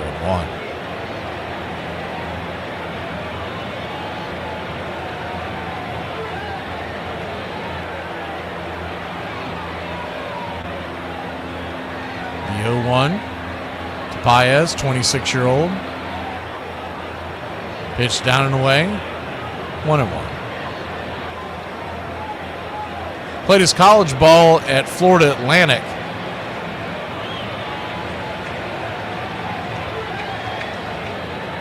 One pitch. Swing, rifles it down the right field line. Foul. That was really starting to pick up pace, but it kept curving and curving well right of the foul pole. I don't see anything in here in his bio. I was curious to see it because it's spelled the same way with the indentation on top of the E. I was wondering if he was related to Andy Paez, the center fielder of the Dodgers. The 1-2's in the dirt, 2-2. Normally, if they're related to someone, there's a note here, and I don't see the note, so he must not be. Must just be coincidence. 2-2 count. Kicks and fires. Swing, rips it into right field. That's down for a base hit. Here comes a throw from Kelnick. He's coming, and that ball's going to be cut off. And Matt Olson airmails it to third. Airmails it. It's 1-0 St. Louis. Unbelievable. Then another bad throw by Verdugo almost caused another run. They had the runner in a wide turn over at first base, and Olson was trying to cut him off. I don't think he was going to get him, but he was trying to make the play. He airmailed it from first to Riley. Look at the throw. I mean, that's nowhere, and he's not going to get him. The runner was already diving into third. So not only did he cost us a run, but now the runner is standing at just 90 feet away, and that is going to be a base hit, as it is going to be an infield single, and the Braves trail 2-0. So bad defense by the Braves cost 2 runs. And I can't imagine these are going to be earned runs, but you never know how the scorer is going to do it. Because that infield single, if that error does not occur, you probably have the 1 run, but that second batter was still standing on first when that play occurred. So 2-0 your score. Pitch on the way, smacks the outer edge. It's 0-1. No time to panic, just the 2 runs, and the Braves offense has picked it up recently so they can get them back, but you just hate giving away runs. Schwellenbach's going to turn around and flip it over to first.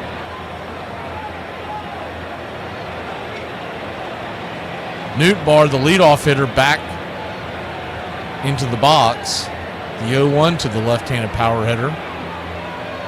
95 misses high.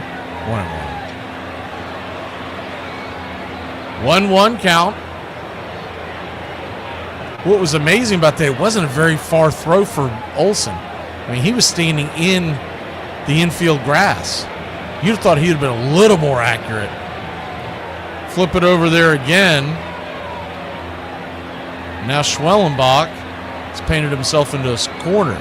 Scott, the center fielder, could be going now. He's got a huge lead, and I mean a huge lead. Yep, he goes.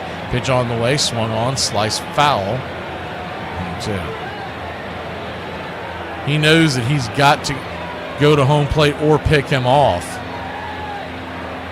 And honestly, if Olson is going to stand where he's at right now, he might as well play behind the runner. Give you a better chance to, because he's standing a few inches off. So if the ball's thrown to him, Olson's going to have to turn quickly to his right or his left. The runner stays that time. The 1-2's chopped foul. So 1-2 count. Hellion's asking if Peterson's a journeyman reliever. Hellion, you can't expect the moon and stars from him. He would only be coming in for an inning or so. The 1-2 pitch, runner goes, throw is down. Here comes the throw by Smurf. He made it a lot closer than it should have been. A lot closer. That pitch was down and away from Smurf, and he had to bend down, backhand the ball, and fire it to second base, and it was on the money. And that kid Scott's got damn good speed. He was talked about quite a bit when he was in the minors. and he barely got in there in time. So now he's in scoring position, the 2-2 pitch. Down and in, ball 3. Schwellenbach now, his pitch count is through the roof at 37. Remember, we had 2 outs and 16 pitches ago. He was looking good, and then the defense really helped to unravel this inning. The payoff from Schwelly. Swing, fouls it away. Cutter, 97, full count. And they really need him to go deep into this game. Let's not kid ourselves. And you've got 2 huge question marks tomorrow. Whoever they decide to go with on Tuesday, and then Bryce Elder looming on Wednesday, your bullpen's going to get taxed. The payoff pitch. Swing, pops it up, into center field, coming underneath it, making the catch. It's Michael Harris II, and that'll end the inning. But not for the Braves. Cough up a couple. All of it pretty much you can put on Matt Olson. He knows it. We'll grab the bats. We'll see if we can get them back for Matty when we return. Greatest center fielders of all time. Ken Griffey Jr., when you start talking about the all-time great center fielders, how can he not be one of the top 3 or 4 guys that you're going to bring up? Unbelievable, Ken Griffey Jr. Holy smoke! He, at one point in the game, did pretty much anything he wanted to. Junior flying diamond makes the catch! Great talent. Kenny had the good fortune to grow up around the game, in the game. He was the son of Ken Griffey Sr. He wasn't in awe of being in the major leagues. Really enjoyed the game. One of his nicknames was the Kid, and he acted like a kid. Griffey leaps high in the air, and he's got it! An incredible catch by the Kid! To watch him go after a ball, up the wall, over the wall. Leaps up and he makes the catch! I saw the guy cover basically left field to right field. There wasn't a ball that went in the air that he didn't think he could catch. Amazing catch by Junior as he takes a home run away! But Griffey's grace was not confined to the outfield. The man put up some big-time numbers with one of baseball's sweetest swings. Very effortless, very smooth. His hitting was something that he was born to do that. He'd do his little deal and get his hips going and get that little swagger with his bat, and all of a sudden he'd get set. You could see it, his face would light up, and you'd be like, uh-oh. Belted, and I mean belted! A birthday goodbye, baseball! Probably a lot of times he would tell you, I'm not a power hitter. You might have heard him say that on occasion. I don't worry about hitting home runs. Number 600 for Ken Griffey Jr. Unfortunately, a rush of injuries hit Griffey just as he was being mentioned as the best to ever play the game. He earned a spot on the All-Century team. The youngest All-Century player, Ken Griffey Jr.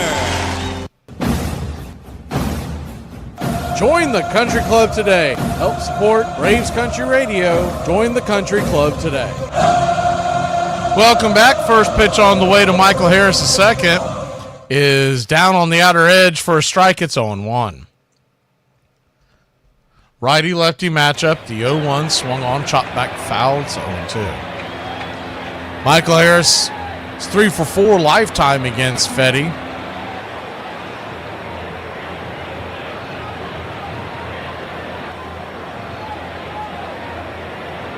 The 0-2 pitch in the dirt, 1-2. D says Waylon Jennings is my all-time favorite. D, I wasn't aware that there was another singer other than Waylon, so I think we see a like right there. The 1-2. Fetty brings it. Swing! That ball's laced into right field. That's down for a base hit. And Michael Harris II is now 4 for 5 lifetime versus Eric Fetty. How about that? They know about that. God bless you, Mike. Keep your game tight. Never know. You know what I'm saying? I got a little razzle dazzle.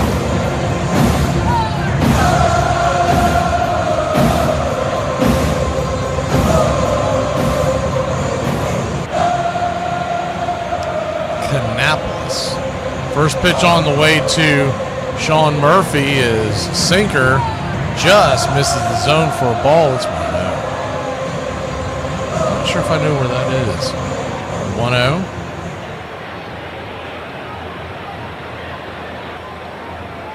Brings it. 89 inside. 2-0. 2-0 count.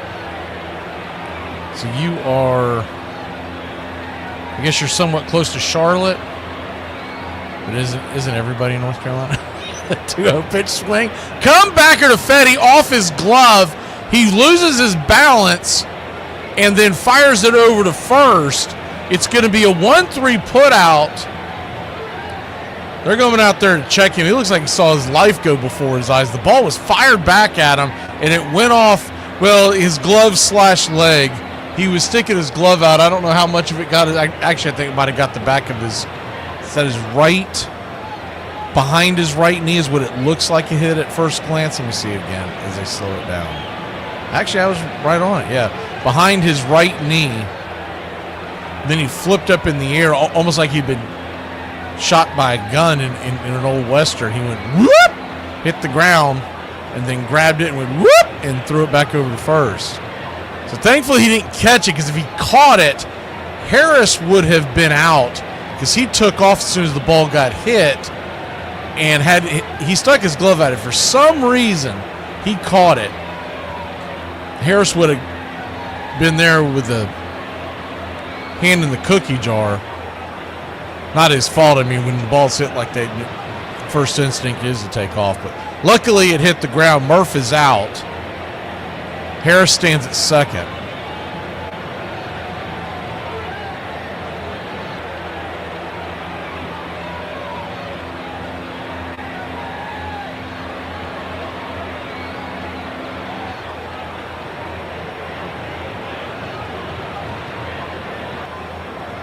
I know JJ is, you asked me about JJ.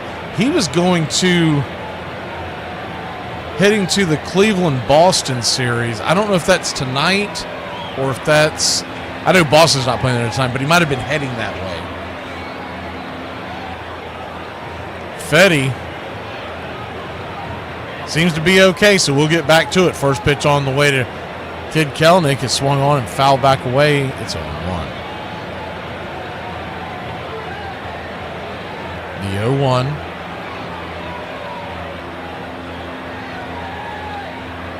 Kicks and fires. Just smacks the outer edge of that sweeper.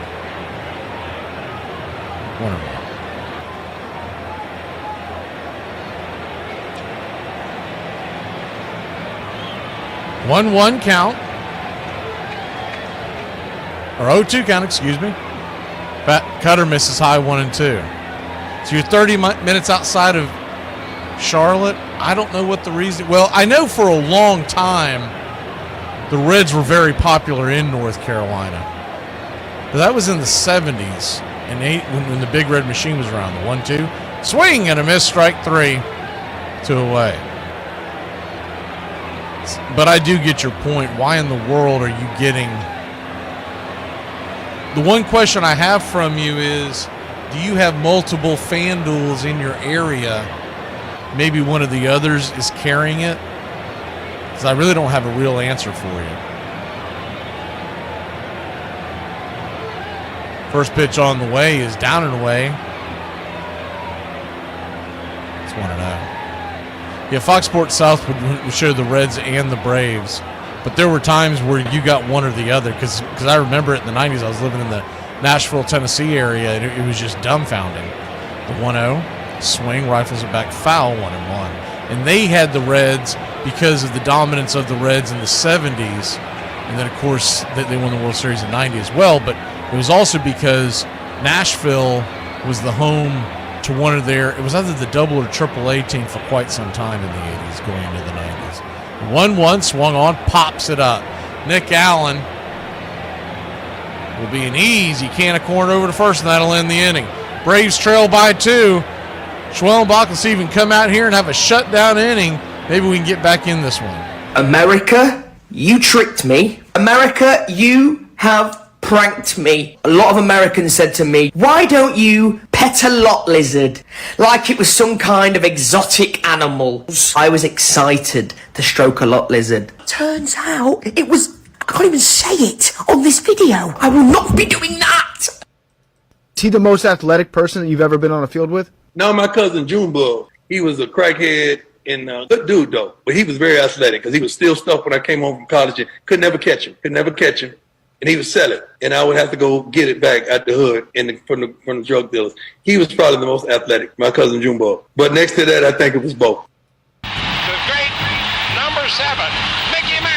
The Mick didn't have much pressure on him in 51. After all, he was just succeeding Joe DiMaggio. It's hard to imagine any team seamlessly passing the baton from one all-time great player who will always be in the discussion of the greatest center fielders of all time to another who is also in that same discussion. He could run, he could throw, he hit well from both sides of the plate, right or left. Mantle, he was the best player of our era. Certainly baseball's greatest switch hitter. Mantle stunned fans and players alike with his tape measure home runs.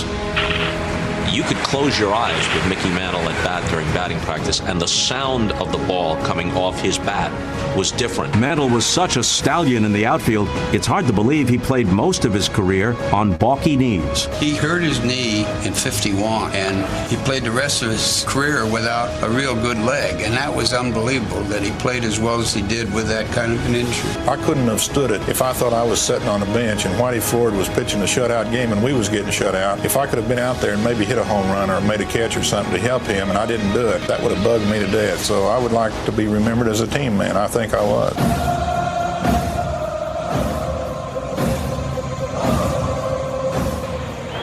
First pitch on the way to lead us off here in the inning is a fisted pitch that gets over the infield by Wilson Contreras. Looked like it was the sinker right in on his hands. He got just enough of it to get over the infield, and it's a leadoff single. Man, Schwellenbach's having some bad luck here.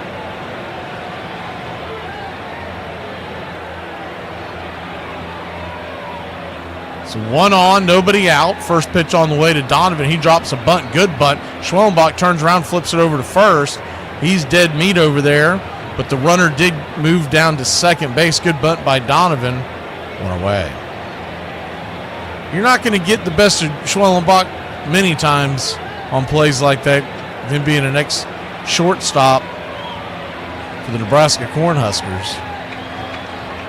I mean, you're playing shortstop in college. That's at a high level. That's not nothing. That's not, hey, I used to play shortstop.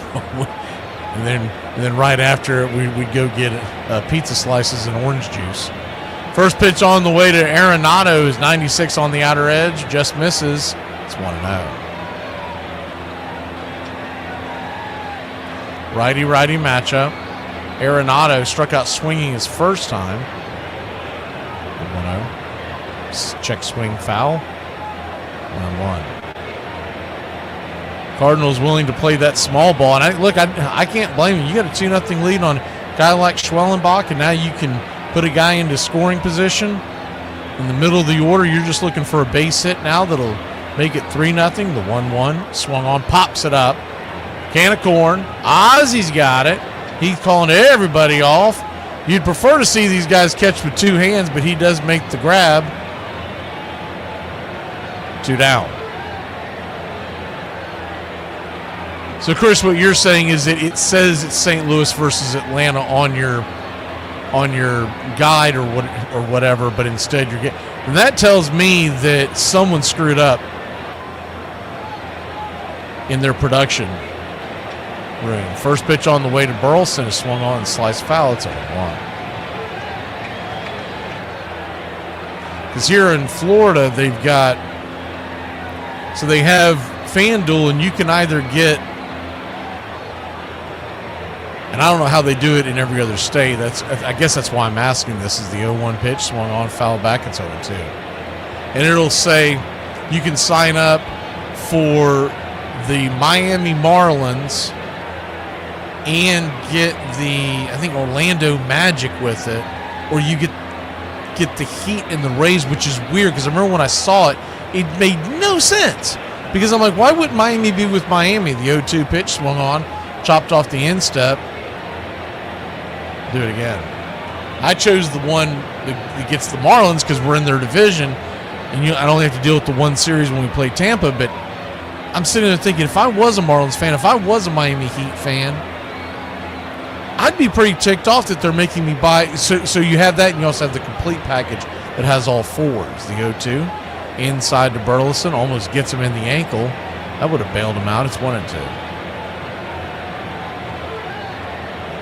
So I guess what I'm getting at is I don't know if they've got a package where you can get all the teams inclusively. Is the 1-2 pitch. Swung on in. Hit over towards short. Allen's got it. Flips it over to first. And that'll end the inning. Good job by Schwellenbach to get out of that jam. We'll be back in a flash here on Braves Country. Braves trail by 2. We got a long way to go, baby. I'm going to be productive today. I'm going to go out. I'm going to go to the gym. I'm going to get done. It's pouring rain. This. I'm getting drunk. Join the Country Club today. Help support Braves Country Radio. Join the Country Club today.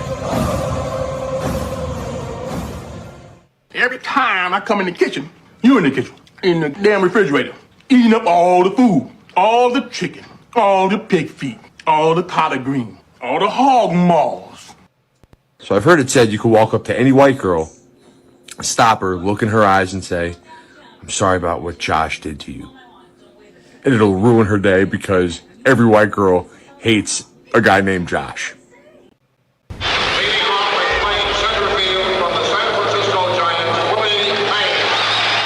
You knew when you went to the game that he would do something spectacular. Willie Mays gets a great ovation from the crowd.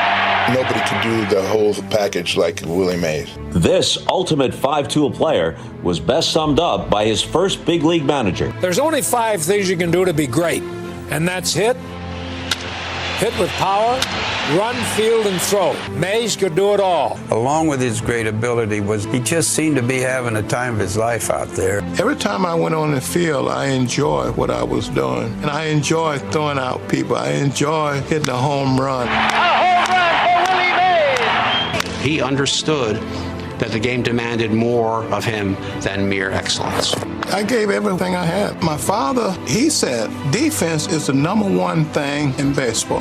That advice led Willie Mays to make the most iconic fielding play in baseball history. There's a long drive, way back, it is Willie Mays with a catch which must have been an optical illusion to a lot of people.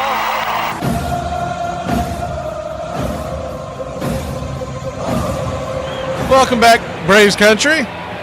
First pitch on the way to Alex Verdugo is outside wide for a strike. It's 0-1. Popped up his first time, or grounded out his first time up. On the first pitch he saw, the 0-1. Down and in, 1-1. 1-1 count. Doogie takes the 1-1 high and out of the zone. Ball 2, 2-1.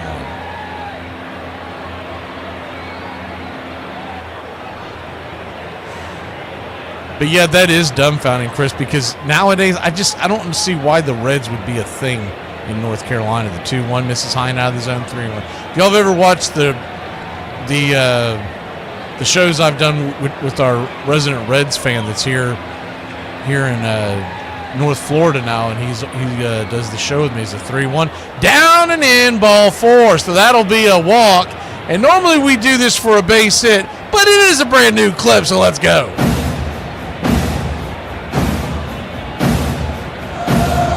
What's going on? Blood pressure's coming up. The pulse is getting stronger. Get the OR ready. We've got a live one going and we want him to stay that way. The doctor heads on down to first. Dr. Doogie with the leadoff walk. First pitch on the way to Austin Riley, who walked his first time up. It's 1-0. The 1-0.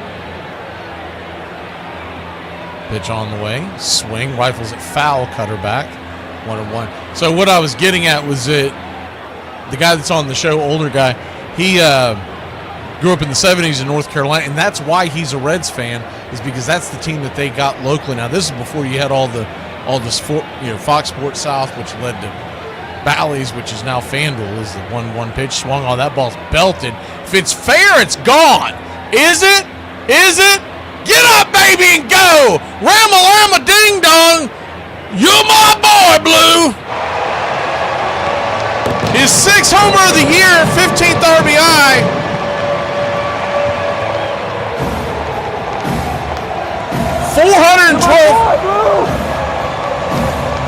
Blue, you're my boy! 412 happy feet later, and the Braves have tied it up, baby.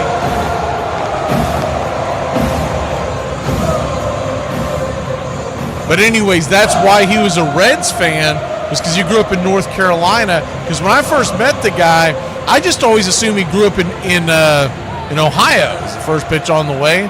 He's down and away for a ball. It's 1-0. He's been in Florida for years, but the point is why he was a Reds fan was because he lived in North Carolina. I don't know what the link is other than the fact that as the 1-0 pitch is swung on, that ball's going to get dropped into center field, and that's a base hit for the Big Bear, the Big Zoo.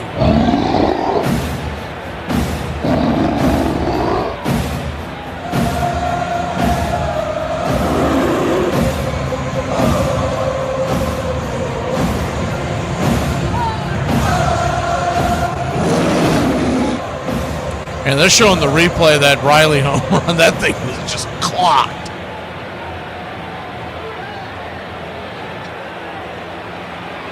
Matt Olson, the batter, swing! That ball's hammered over to first. And now, after they step on the bag, Ozuna's dead meat. He really didn't know where to go. I think he thought the ball was caught at first. By the time he realized it, Ozuna gets tagged in the process. So it's a double play. If he holds on to the ball, it would have been a double play anyways. That ball was smoked. It really wouldn't have mattered. Ozuna would have been out at second as soon as he tapped on the bag. So that'll bring Ozzie Albies to the plate. First pitch swung on and fouled straight back. It's 0-1. And before somebody gets in there, goes, you gotta run. Let's not try to get Marcell Ozuna on the IL, straining his hamstring, running out an obvious out. The 0-1. Swing, pops it up. High in the sky, should be an easy catch for Fetty in foul territory. He will make the play. He'll make the catch. He'll make the out. But not before your Atlanta Braves put 2 on the board. We'll be back in a flash here on Braves Country.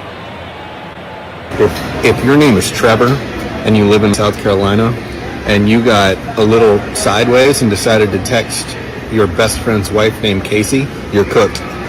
There's a lady at the kiosk. She's got like 9 pages worth of screenshots of your face and dingling. Like you're about as cooked as I have never seen a woman look with so much determination as she's reading through just messages. I mean, she didn't even acknowledge the lady that was trying to buy something from the kiosk. You're cooked, my guy. You might as well just move to like Oregon or Canada or Alaska. Like you just need to leave. Number one, you need to be worried about the women. They're scary, but I don't know if they've told your best friend yet. But when they do, you're Solly Gehringer, the flawless second sacker of the Detroit Tigers, is a ball player's idea of what a ball player should be. He was the smoothest fielder I've ever seen play. No flare. He knew where to play the hitters. It seemed that Charlie was usually in the right places at the right time. At that time, he was the best, and he could hit. He was made for that Detroit ballpark. Good hitting ballpark for a left-hander, and he would use it. He was a very sharp hitter. He didn't hit too many home runs, but he hit what we used to call frozen ropes. He hit a lot of those. Gehringer's 1929 season was off the charts, and he remained a consistent force for 19 years. One of them good enough for an MVP award. Solly Gehringer, selected as the most valuable player in the American League in 1937, also ran away with top batting honors with a percentage of .371. Gehringer was the American League representative at second base in each of the first 6 All-Star games from 1933 to 38. He's known as the mechanical man for his quiet consistency. Joe Morgan and Rogers Hornsby and Eddie Collins are some of the best second basemen of all time. Gehringer has to be right there with those guys. He was phenomenal. He played on some great teams. He really was the mechanical man.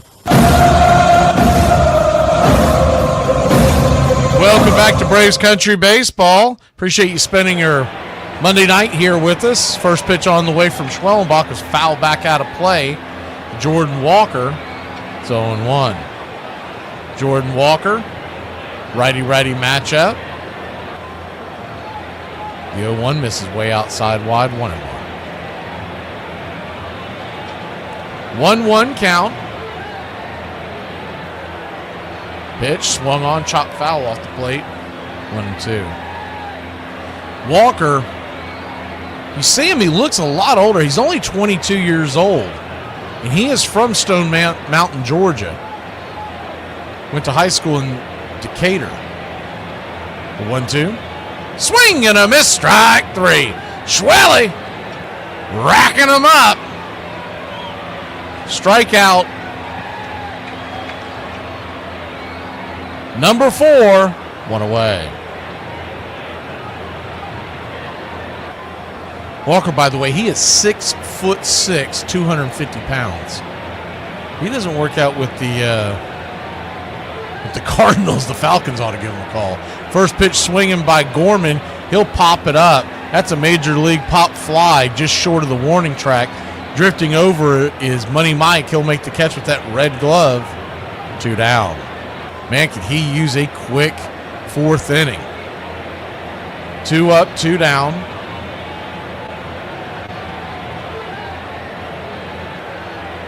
You got to figure Paez knows this. He's going to be trying to work the count. Will Schwellenbach be aggressive off the jump? I would think that you'll probably get at least a first pitch take, I would think. They set up outside, first pitch on the way, sinker. Yep, taking all the way 97 miles an hour. Make it the 4-seamer. It's all wrong. The 0-1. Swing, chops it foul off his foot. It's 0-2. So an 0-2 count. That ball went off of Smurf. Home plate umpire Mark Carlson does what most umpires do, just like catchers. They will buy time for their brothers behind the plate. So he went out there and dusted off the plate a bit and then gave a new ball to Schwellenbach and took his time. But Smurf must have been okay because he was up joking with Paez immediately. The 0-2. Swing, chops it over towards third. Is it fair? It is. Riley's got it. Fires a laser across the diamond, and that'll end the inning. 1, 2, 3. 3 up, 3 down. We grab the sticks when we come back. Money Mike leads us off. I heard that corduroy pillows are trending. They're really making headlines. You know it's hot out here when you walk outside and you just start looking at the environment crazy. Damn, this sweat gonna be everywhere. It's gonna be dripping down your crack. Like, ooh, you nasty. Ugh. Greatest center fielders of all time. Tiger Stadium, that was the stadium that Cobb built. Thousands of people swamped the park every day and every game to see Cobb play and wonder what miracle he'd perform next. Cobb was a demon on the base paths and a wizard with the bat. He did lead the league in batting average 12 times in a 13-year segment. Now, think about that. Nobody in baseball history has had a 13-year segment in which they led the league 12 times. He did it in what was the most important category of his day. Cobb owned the all-time hit record for more than half a century. His numbers were the product of his passion for the game. Ty Cobb was a player that did everything hard. As soon as he got his uniform on, he was a different man.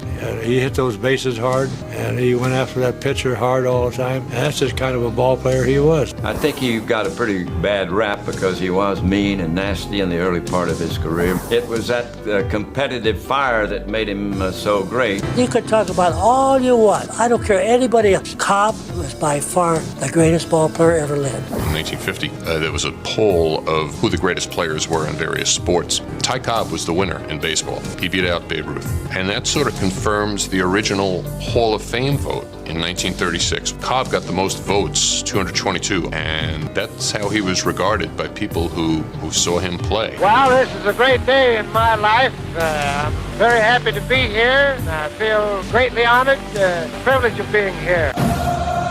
No problem, Gino. This guy dead dogs. Just lay it in there. Eat and die, Ricky. Eat live, Bill.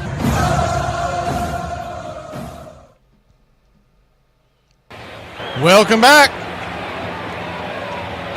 Fetty is your pitcher with 51 pitches right here. Is the first pitch on the way to Michael Harris. The second is a sweeper inside. Taken all the way for a strike. It's 0-1. The 0-1. Swing. Lifts it into center field. That's going to get down for a base hit. Didn't hit it hard, but hit them where they ain't. And Money Mike is on base once again for your Atlanta Braves. Good piece of hitting by Harris. They tried to jam him inside, and he just fought it off. What they know about that? God bless you, Mike. Keep your game tight. Never know. You know what I'm saying? I got a little razzle dazzle.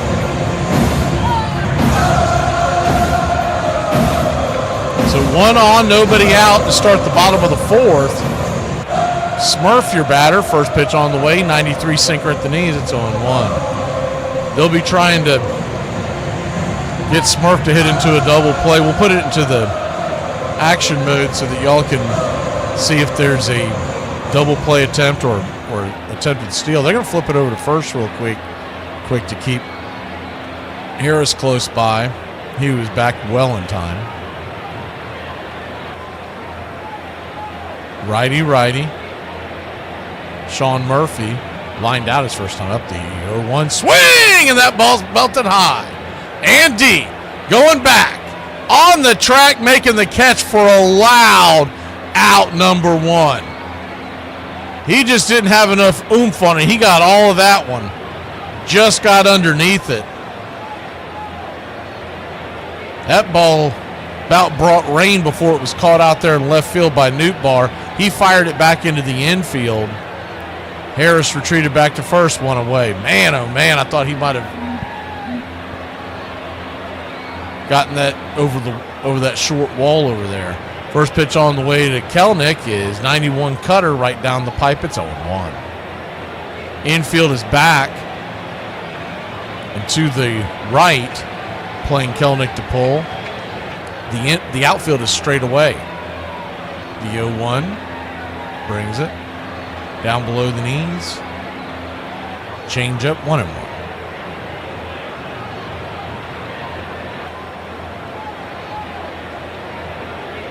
One count.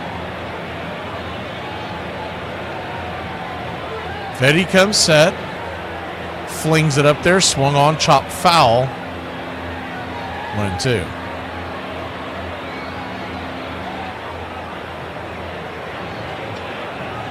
Kelnick struck out his first time up. Standing on deck is Nick Allen. If they can get anything going, Doogie is in the hole. The 1-2 pitch. Swing, hits it back up the middle. This will probably be 2. It will be. It's going to be a 6-3 putout. Hit right into the teeth of the defense. And the shortstop, Donovan, had plenty of time to get Kelnick after he tapped the bag at second. We'll be back in a flash. The Braves 2, Cardinals 2. We go to 5. So I feel like I can make some money off this idea. So if you get ghosted by somebody, you just call me. I call them. And then we tell them that we just found your dead body and that they were the last ones to be seen with you. And so now they got to come in for questioning. I didn't go to Vietnam just to have pansies like you take my freedom away from me. You went to Vietnam in 1993 to open up a sweatshop. And a lot of good men died in that sweatshop.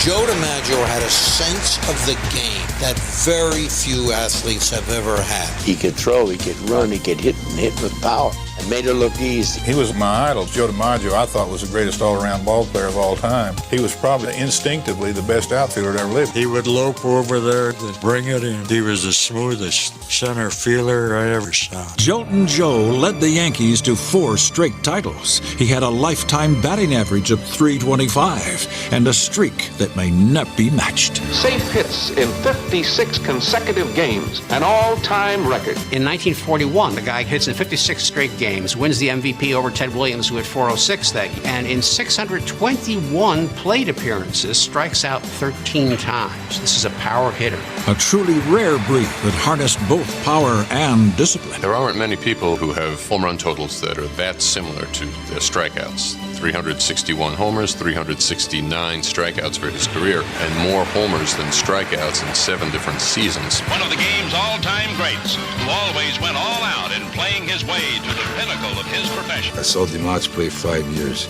He never did anything wrong. He was a perfect ball player. You want to hear a cheer that I heard this morning in the softball tournament? Katie's on 2, and she's got to go poo. Bring her home. Bring her home. Sophie's on 3, and she's got to go pee. Now bring her home. Bring her home. Welcome back. First pitch on the way to the leadoff hitter, Scott. Right there for a strike. It's on 1. The 0-1 swung on and fouled back 0-2. 0-2 count. Schwellenbach about to throw his 60th pitch. He's at 59 right now. as we begin the fifth. The 0-2. Swing, rifles it into left field. Fastball got a little too high in the zone. It'll get down for a base hit. It's another leadoff hit for Victor Scott II. Scott, born in Atlanta, Georgia. Another Georgia-born baseball player. Played his college ball for the West Virginia Mountaineers. Drafted by the Cardinals back in 2022 in the 5th round. Nootbaar, the batter, first pitch swinging, pops it up. High down the left field line. Riley giving chase, and it's going to just fall over there in the area right there with the tarps. Verdugo and Riley were chasing after it. But it hit the ground way too quickly for them to get it. It's 0-1. Riley playing Nootbaar to pull. So he had a long way to go, and Verdugo was in deep left field. Pretty much straight away, but he did have a way to go as well. The 0-1 pitch. Swing, rips it into center field. Going back just before the warning track is Michael Harris II. He'll fire it back into the infield. 75% of the earth is covered by water. The rest by Michael, the Hawk Harris. Good play by Harris. He got a bad read on it initially and then was able to adjust as the ball was starting to fade over his right shoulder. He was running towards his left originally. First pitch on the way, swing and a miss by Contreras. It's 0-1. Contreras singled in the third. He's 1 for 2. Grounded out to short his first time up. Could use that here in a little double play action. The 0-1, swing and a miss, slider just underneath it. It's 0-2. So an 0-2 count.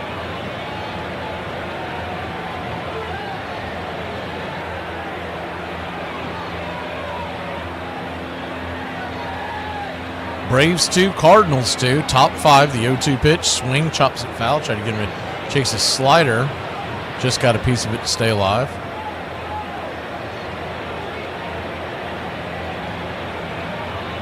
Wilson Contreras, the brother of William Contreras, the ex-Atlanta Brave. Still say one of the worst trades ever in Braves history. The 0-2. Swing, comebacker right to Schwellenbach. He drops it. Then he fires it over to second. Ozzy's got the play, flips it over to first, and that will not end the inning as Contreras was booking it down the line. Looking at that play one more time, it was a comebacker. Line driving. If he catches it, he's going to double up the runner. Much like Harris an inning ago, he was running on contact. Man, that's a shame that didn't pan out because it was... Most pitchers you wouldn't expect them to make that play, but you kind of expect Schwelly to do it. First pitch on the way is just off the plate right there. It's 1-0. 1-0 to Donovan. Splitter. Down and away. 2-0. Brendan Donovan, the shortstop. He kind of played all over when Tommy Edman was traded for the Dodgers last year. That kind of solidified him at short. The 2-0 pitch. Swing. Lifts it into center field. Right there is Michael Harris II. Had to drift a little bit to his right, but pretty much right on it. That'll end the inning. We'll be back in a flash. Allen and then the top of the lineup due up for the Bravos, bottom 5. Why is it when I'm sitting in a room and somebody says, okay, your turn to tell us about yourself, I completely forget who I am, what I do, and if I even exist? You can't start Pena first tonight. You'll have to start Hatterberg. Yeah, I don't want to go 15 rounds. The lineup card is mine. Okay, the lineup card is definitely yours. I'm just saying you can't start Pena at first. Well, I am starting him at first. I don't think so. He plays for Detroit now. You traded Pena? Yeah. And Menachino, Hilgis, Tam are all being sent down. You are outside your mind. Yeah. Cuckoo. Number 29. The bat was like a wand in his hands, but what he did to pitchers was no illusion. I would simply say the best hitter that I ever faced, period. No exception. The word magician instantly springs to mind and slaps singles and doubles and triples all over the ball field. And to be so audacious on the base paths, he was a wonder to watch. He's one of those pure hitters. Deep left, that ball is out of here. Home run for Rod Carew. When Carew made his big league debut with Minnesota in the late 60s, he gave immediate notice of his talent and work ethic. That devotion and prowess sent Carew to his first of 18 straight All-Star games and earning the 1967 AL Rookie of the Year award. Rod could do so many different things with the bat, and he was such a smooth player. Although he played only half his 19-year career at second, Carew's speed and artistry with the bat enabled him to collect more batting titles than any other second sacker but one. Rod Carew won 7 American League batting championships, hit the ball all over the ballpark, and was just a great, great hitter. There's a drive to left field, base hit. There's number 3,000 for Carew. Welcome back to Braves Country Baseball. Nick Allen, your batter. First pitch on the way. Swing, fouls it out and away. Behind home, it's 0-1. Righty-righty matchup. Fetty comes set and fires. Sweeper misses, 1-1. Fetty is sitting at 60 pitches now. This is just past the 4th inning. It's about where you want your starter to be. The 1-1, swing and a miss, 1-2. 1-2 count.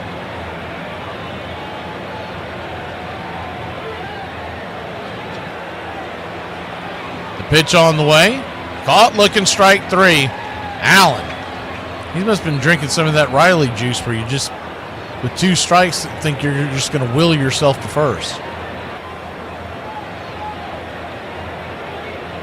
Top corner strikeout, backwards K.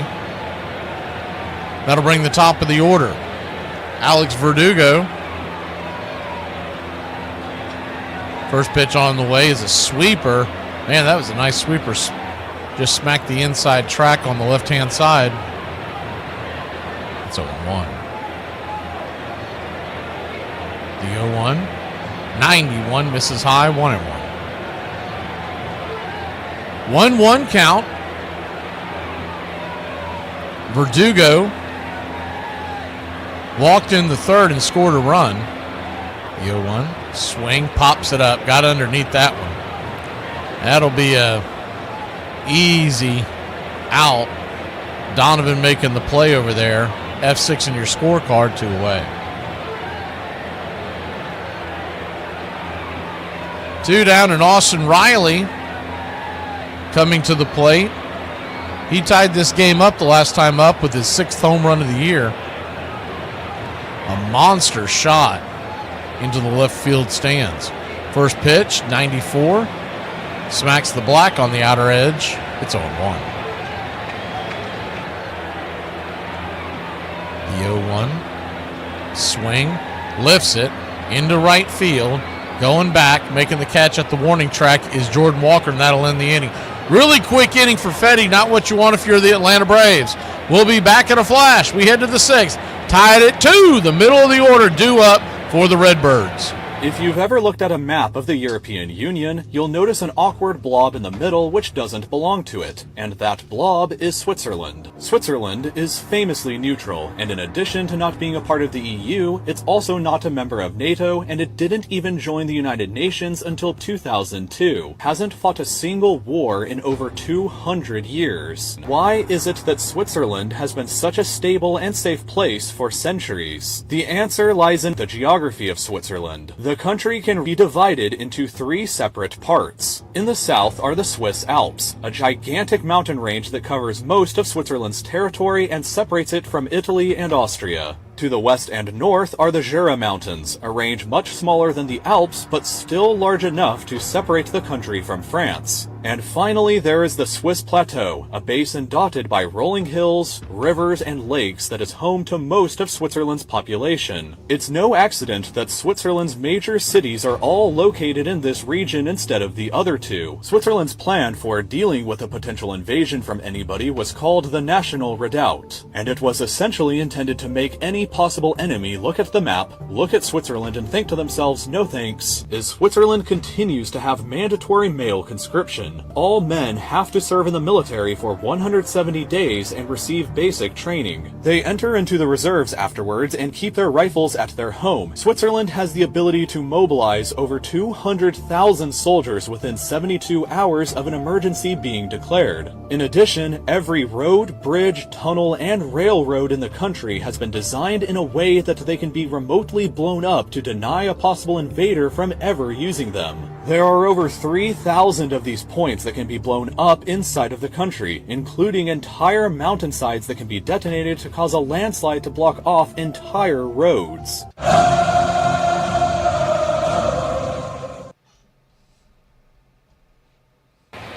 Welcome back. Spencer Schwellenbach goes back to work. First pitch on the way, swung on. That ball is roasted down the left field line.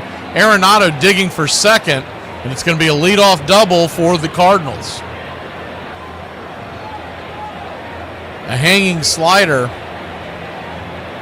It stayed up just long enough for Arenado to hook it into the left field corner. So the go-ahead run stands at second. Nobody out here in the top of the sixth. Schwellenbach sitting at 70 pitches. Infield back into the right. Outfield straight away. First pitch on the way. Swung on. Popped up by Burleson. Going deep into the right field corner. Kelenich's got it. He'll fire it into the infield. Arenado thought about going, but he slammed on the brakes when he saw the hose of Arenado getting unleashed. Good job by Nick Allen of cutting that off there in the infield. And people wonder why was Kelenic kept up and De La Cruz not. It's plays like that. Jordan Walker, the batter. First pitch on the way to the right-hander, 97, blew it right by him up top. It's 0-1. Stone Mountain, Georgia native, is 0 for 2 on the day. Lined out to center's first time up, struck out his last time. The 0-1 swing, that ball sliced over to second, dropped by Albie. Ozzie Albies will fire it over to first. For whatever reason, Walker did a head-first dive. He'll be safe anyways. But Ozzie Albies will drop the ball, and that'll be an E4. That ball hit him in the bad spot right in the glove. I think he was thinking about the double play before he had the ball. Arenado's a little bit off the bag. Jordan Walker slid into the bag. He did beat the play, but someone's going to have to tell Jordan, man, you're going to get down there a lot faster if you run through the bag and not dive. Gorman, first pitch on the way, fastball 97 on the outer cut. It's 0-1. Schwellenbach just 4 strikeouts. He's really not where he's supposed to be typically. The 0-1. 96. That hit the zone. Bad call by home plate umpire Mark Carlson, who's had a pretty good game so far. It's 1-1. That was right on the paint. 1-1 count. Swing, and that ball's going to get down for a base hit. And the error by Ozzie is going to lead to a 3-2 lead for the Cardinals. And they've got runners on the corners and 1 out.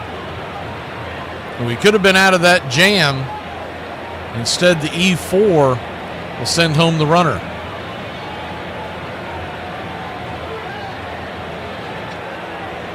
He's been hanging that pitch. You kind of expect Smurf to quit dialing that up.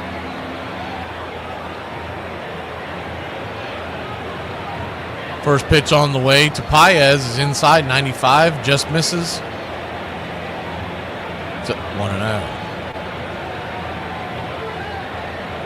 The catcher at the plate, the infield is back trying to induce a double play, but they are to the left, so a huge hole on the right side. 1-0 misses way outside, 2-0. So a 2-0 count. St. Louis 3, Braves 2. Top of the 6th. 2-0. Right there for a strike, slider. 2-1.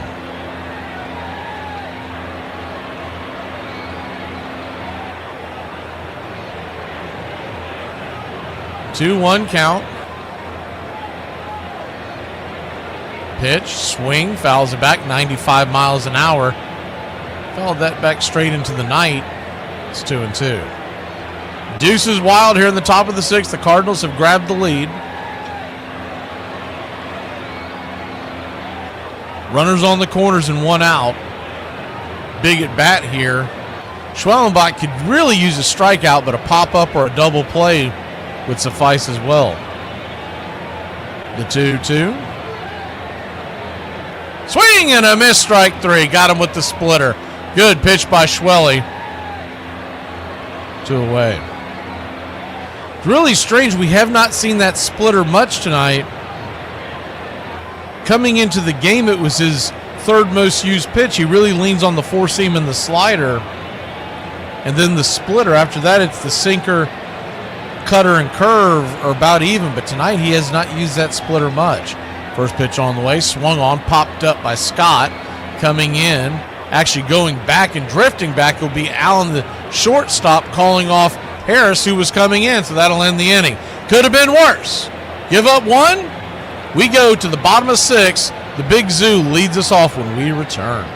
The 2014 St. Louis Rams locker room was nuts. Okay, the 2 leading running backs, Trey Mason and Zach Stacy, both ended up in jail. Greg Robinson, the tackle, he got arrested with 160 pounds of weed. Stedman Bailey, receiver, he got shot in the head. Kenny Britt, he also led police on a car chase. Janoris Jenkins, I remember he got kicked off of Florida. In the pros, they found a dead body in his house. Now, a wild locker room like this must have like a strong quarterback leader, right? Let's see. Austin Davis and Sean Hill. Dude, I watch football like a lot. I don't remember either of those guys. Last but not least, who led this fine group of men? Head coach Jeff Fisher and defensive coordinator / mob boss / scumbag Greg Williams. Napoleon Lajoie began his career with the National League Phillies, and soon everyone took notice. In 1897, Lajoie led the league in slugging and total bases, and the following year led the league in doubles and RBIs. He was already an established star, and something that the American League very much needed when they formed and had their first season in 1901. That year, Knapp moved cross town to Connie Mack's American League Athletics, where he had a year that all but defied belief. Lajoie has one of those seasons that when you look at it on the historical record for the first time, you almost blink and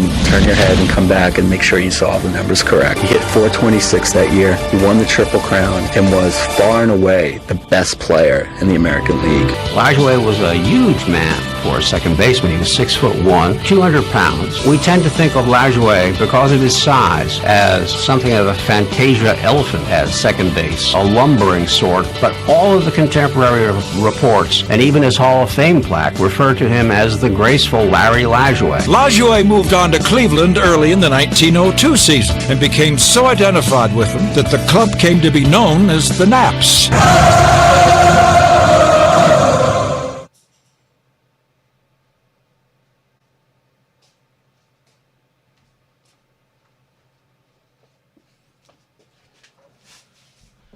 Welcome back to Braves Country Baseball. The 0-1 outside to Marcell Ozuna.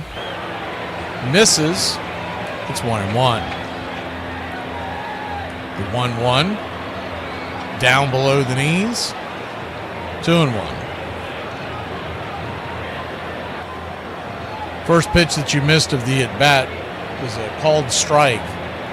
Sinker on the outside. The 2-1 pitch. Outside wide, 3-1.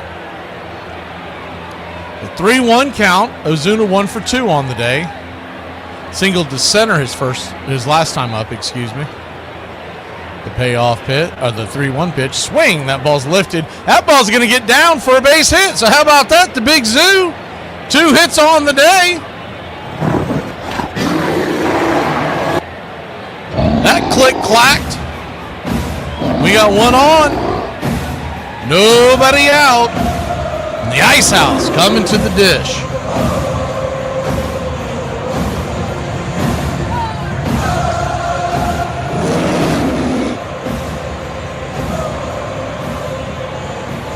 Righty-lefty matchup. First pitch on the way. 89 miles an hour.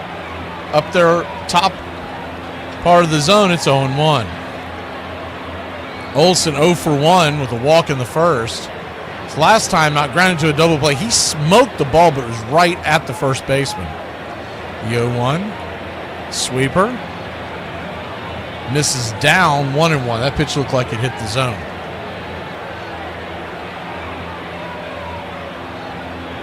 One count. Runner at first. The pitch. Swing, pops it back foul.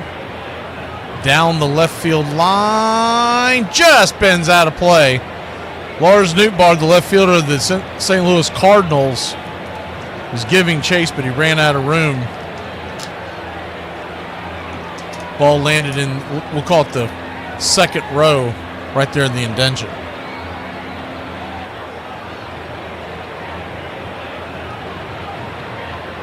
One-two count to Olsen. The pitch. 93 misses high, sinker.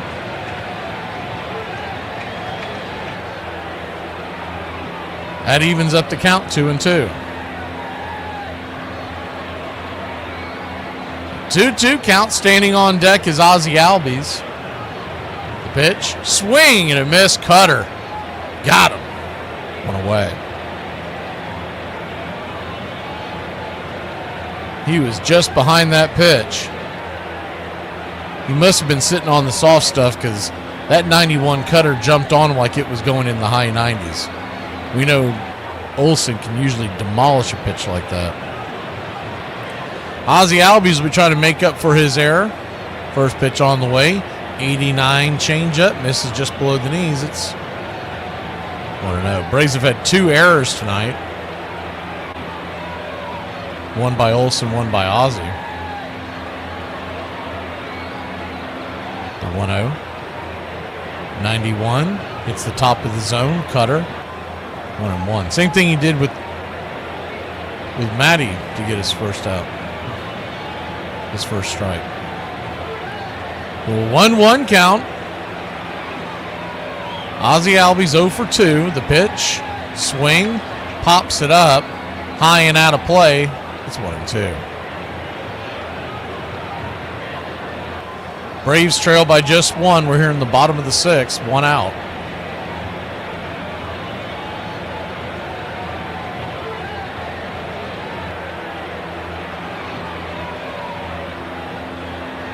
The 1-2. Swing, chops it over towards the first base side. Do it again.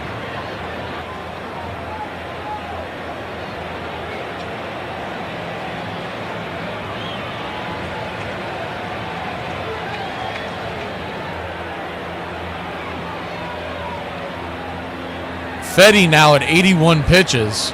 Runner at first, 1 out. He steps off the rubber for a second to reset.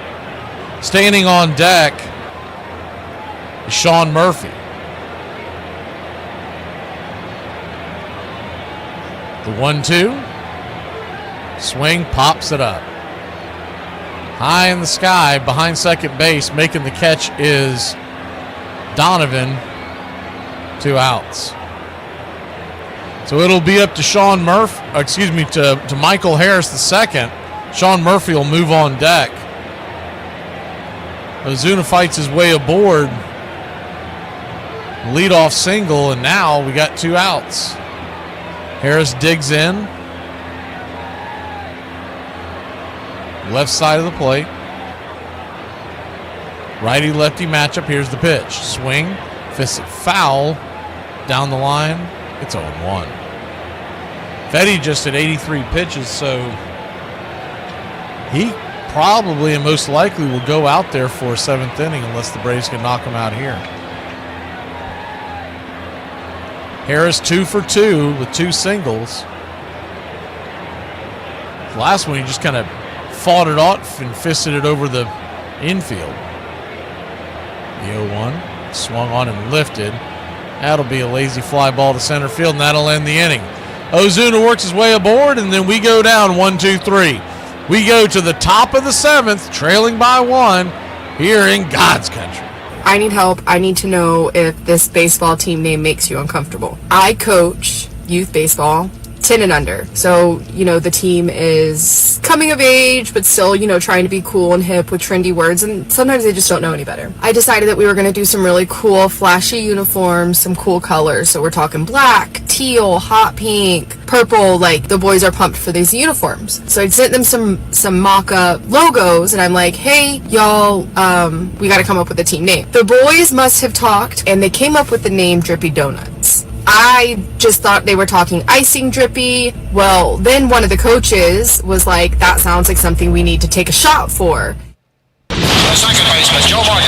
He could hit the long ball. There she goes, deep to right field. Put me out of here. He could hit for an average. Morgan, line drive, base hit right field. He could steal bases. Joe is best known for his exploits with the Big Red Machine, but he broke in with Houston in '63. I had played for the Astros my first 7 years in the Major League. There wasn't a lot of history with the Astros. They hadn't won any championships. They didn't have anybody in the Hall of Fame. So when you go to Cincinnati, all of a sudden, now you're on a team with, Johnny Bench, Pete Rose, Tony Perez, and all these great players. And it's just a whole different atmosphere. Morgan hits it high in the air and deep to right field. He was the guy that scared me the most in their lineup. He was lights out. That man has the upper body strength of a fullback. I'd rather face any other guy on their team except for Joe Morgan. Morgan was the spark that ignited the Big Red Machine's offense, earning back-to-back MVP awards while leading the team to World Series titles in both '75 and '76. There was no better offensive player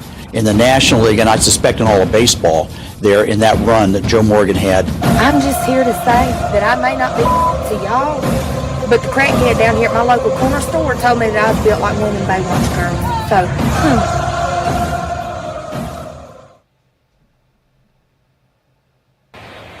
Welcome back. Schwellenbach to face Nootbaar. Misses the first pitch for a ball. It's 1-0. The 1-0. Curve ball down and away. 2-0.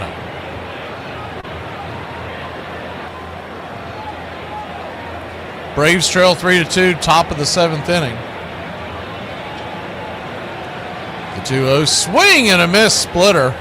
Good splitter. Once again, he's not thrown that much, but it's been working for him. 2-1 count. Schwellenbach at 85 pitches. Is the splitter down and in 3-0.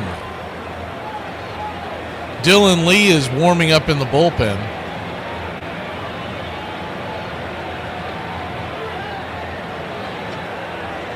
The 3-1 swing hits it just over the head of Schwellenbach.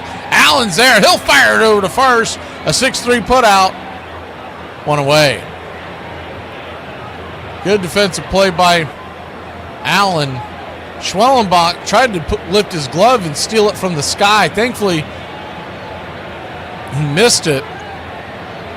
Because that's usually one of those ones that'll bop off your glove and roll into an infield single. First pitch on the way is 96. Right there on the black to Contreras. It's 0-1.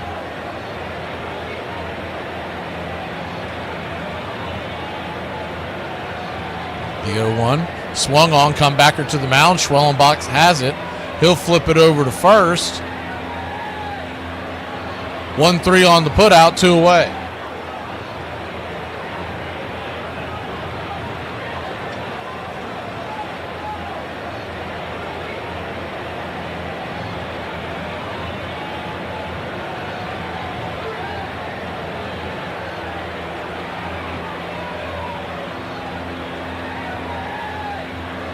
2 down, and Donovan, the number 3 hitter for the Cardinals, takes a hack at the first pitch.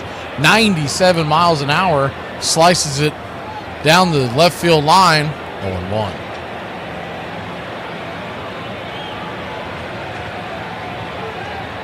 The 0-1, rocks and fires. 81, curveball misses. 1-1.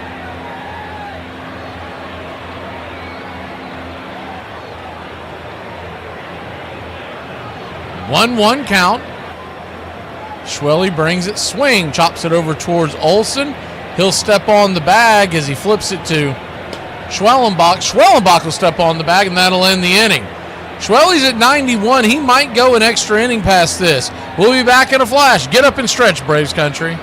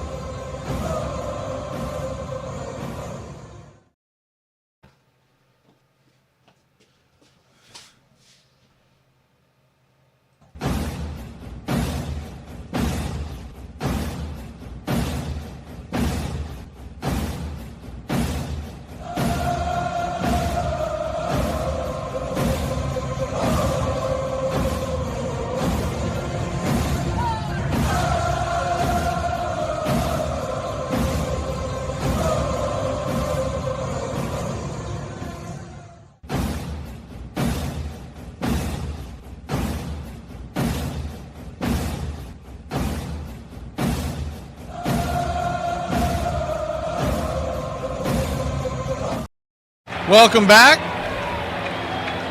First pitch is right there for a strike to Murphy. And the 0-1 is followed up by a pitch down and away. It's 0-2. The 0-2, swing and a miss. Strike 3. Murphy quickly down on strikes. Leahy, the right-hander, has come in for the Cardinals. 1 away.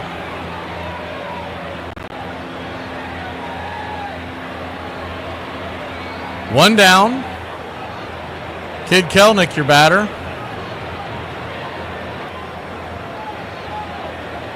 First pitch on the way to Jared is in the dirt, four-seam fastball. It's 1-0.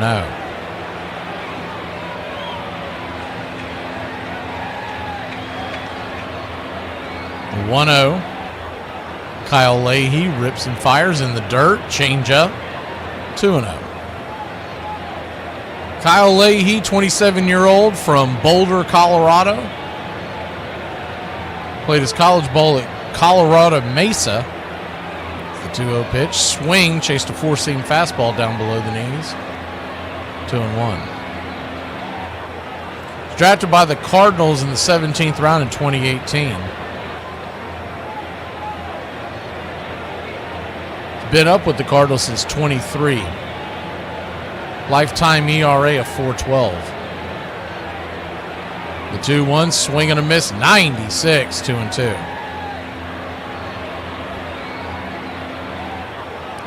2-2 count. Talk about this all the time. It seems like even the setup guys for every other team throws high 90s, whereas we get these guys that can barely hit 90. The 2-2 pitch is swung on and bounced over towards second. It's going to be an easy 4-3 put out to away. 2 down, and Nick Allen will be the batter. Of course, the Cardinals have a very good closer, Ryan Helsley, and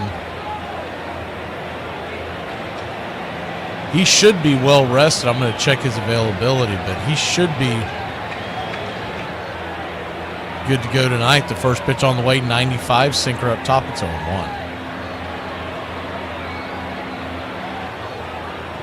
His game usage, you'll see how he's been used over the last few days. The 0-1, down and away, 1-1. He has not been used since, what is that, Wednesday?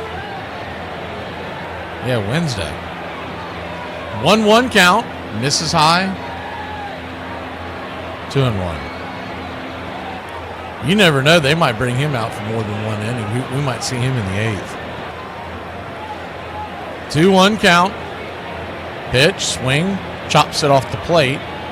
Back behind home plate, 2-2. Daysbel Hernandez looks ready in the Braves bullpen. He'll be set to face the middle of the order of the Cardinals in the top of the 8th. Nick Allen trying to keep this inning alive, the 2-2. Swing, pops it up. That ain't going to do it. Can of corn over there by third base, and that'll end the inning. Braves go down in order once again, 1-2-3. We'll be back in a flash here on Braves Country. On this date, in 1898, in a game against the Giants, Philadelphia Nationals pitcher Bill Duggleby blasts a grand slam in his first major league at bat. More than a century will pass before Jeremy Hermida accomplishes the feat when the Marlin rookie pinch hitter goes yard with the bases juiced, facing Cardinals Al Reyes in Dolphin Stadium in 2005. On this date, 1990, the Reds beat the Atlanta Braves at Riverfront Stadium 8-1. It's their 9th consecutive victory since opening day. The eventual world champion Cincinnati Reds winning streak is the best start in club history. And on this date in 2002, Atlanta Braves shortstop Rafael Furcal ties a major league record, last done by White Sox outfielder Lance Johnson in 1995, by hitting 3 triples in a game. Danny O'Connell, the previous Braves player to hit 3 baggers in one contest, accomplished the feat at County Stadium in 1956 when the team played in Milwaukee. And that's your Braves Country Radio on this date in baseball history. Find us on YouTube and Facebook today.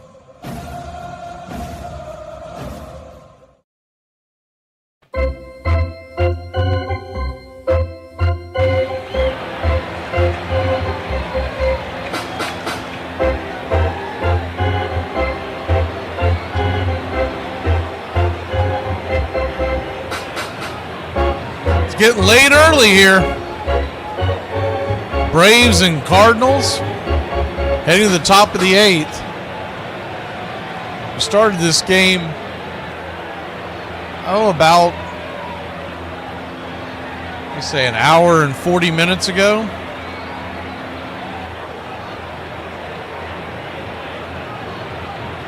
We'll head to the top of the 8th, and Daysbel Hernandez will be your pitcher. First pitch on the way is right there for a strike. Four-seam fastball, 97 miles an hour. It's 0-1. Righty-righty matchup. Arenado the batter. The 0-1 hits the zone, but another blown call makes it 1-1. 1-1 count. You hate to see that because you're really setting him up. The 1-1 swing. That ball's off the glove of Daysbel Hernandez. It'll ricochet over to Ozzie. Ozzie will flip it over to first. And it'll be a 1-4-3 put out, 1 away. You don't see that every day. Well, actually, make that a 1-4 put out, an F 1-4. It never hit the ground, but Ozzie threw it over to first base for good measure, just in case.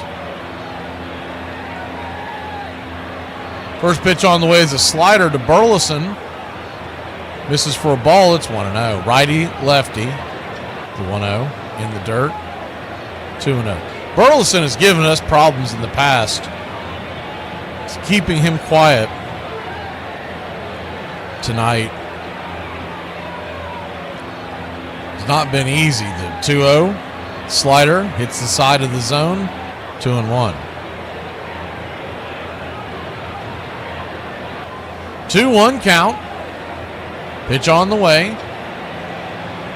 Right there for a strike, 2-2.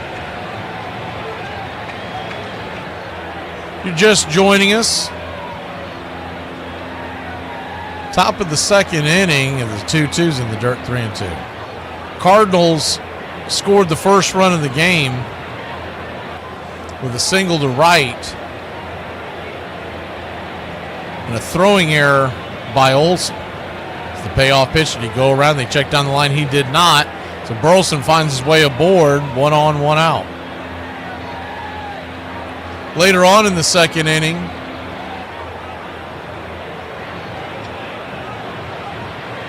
the center fielder, Vin Scott II, reached on an infield single, and Paez scored. Riley tied it up. As the first pitch on the way is a slider right there on the inside track to Jordan Walker. It's 0-1. Riley tied it up with a 2-run home run, 412-foot blast in the third inning. The 0-1 swung on, chops it over towards short. It's going to be a 6-4-3 inning-ending double play. That'll end the inning. We'll be back in a flash. Get you caught up on all the scoring when we return.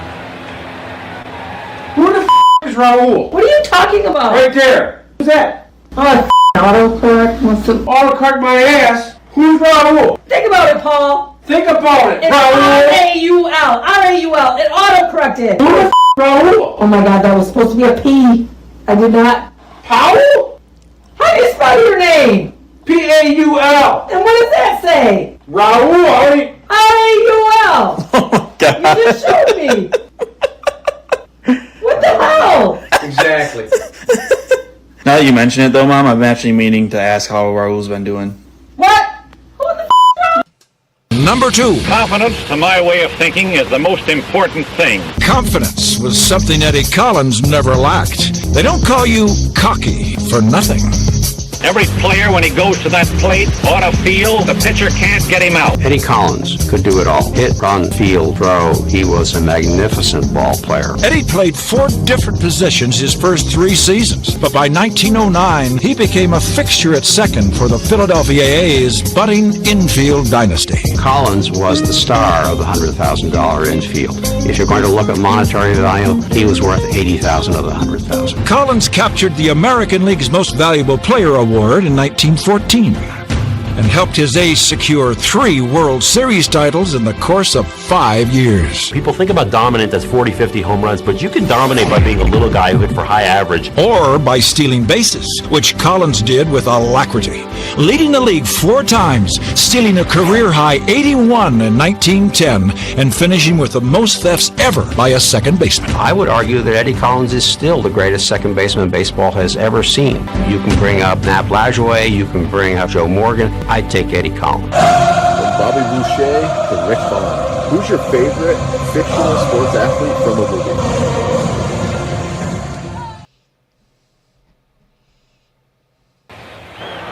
Welcome back to Braves Country Baseball.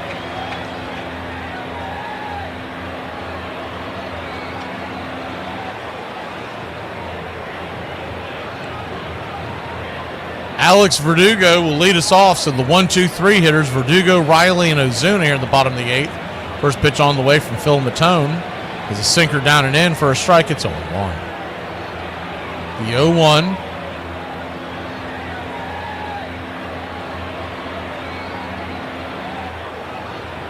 Kicks and fires. Swing and a miss outside. 1-1.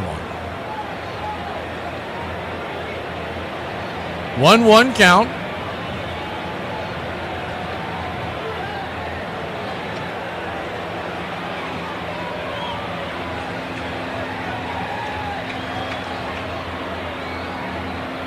Matone digs in. The pitch. 91 misses high. 1-1.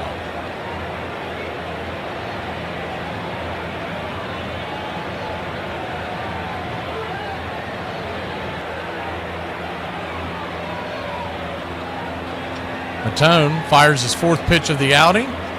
Cutter misses outside wide, 2-2. 2-2 count.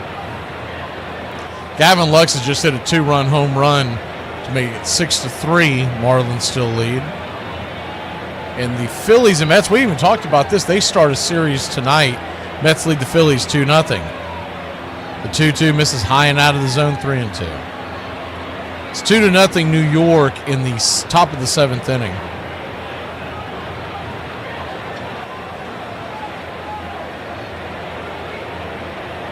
Infield is back and to the right against the left-hander, the 3-2.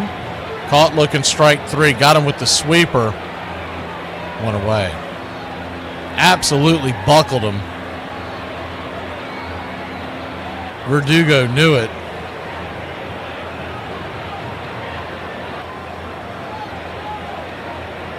One down, and Austin Riley, who has knocked in the only 2 runs of the night for the Braves, comes to the plate, representing the tying run. First pitch. Whoa! Inside of that. Get him? That must have just missed him. He went to the backstop. I thought it grazed his shoulder at first, but I guess it did not. Man, that was close. I don't think there was any intent in there. It looked like the ball just spun out of his hand.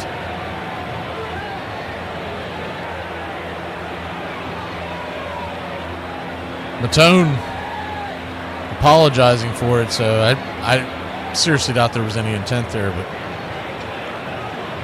put you for a scare there when 90 plus is going up near your grizzle. The 1-0 swing, chops it over towards short. Should be an easy play. 6-3 put out. Man, that was close. Riley was busting it down the line. They may want to take another look at it. He's probably out, but man, is it close.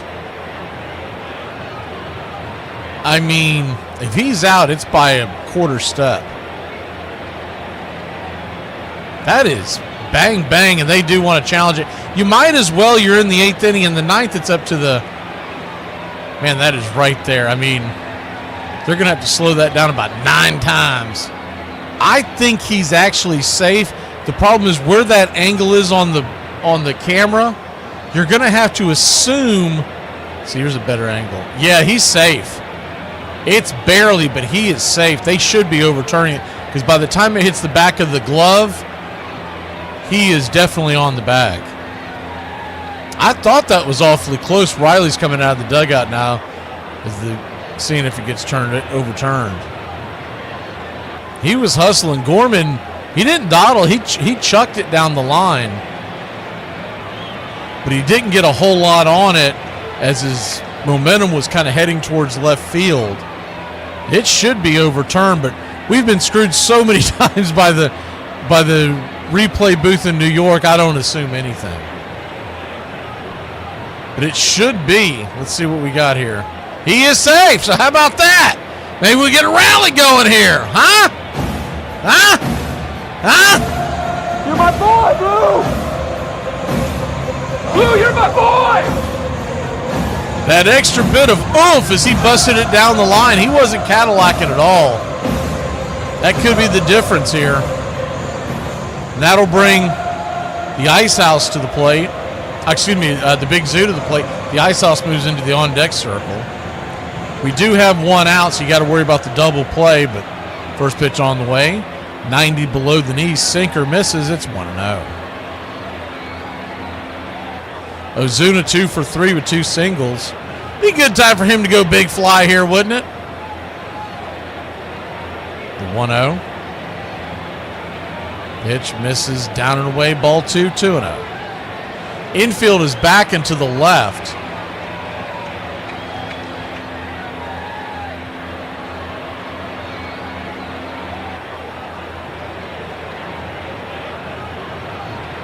The 2-0 count to Ozuna. Kicks and fires. Swing! Fouls it back. Just rifled it back to the backstop.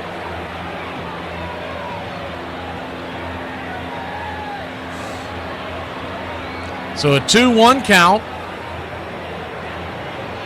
Riley over at first. Matone just looked over his shoulder like you might worry about him. Riley doesn't steal much, but you never know. The 2-1.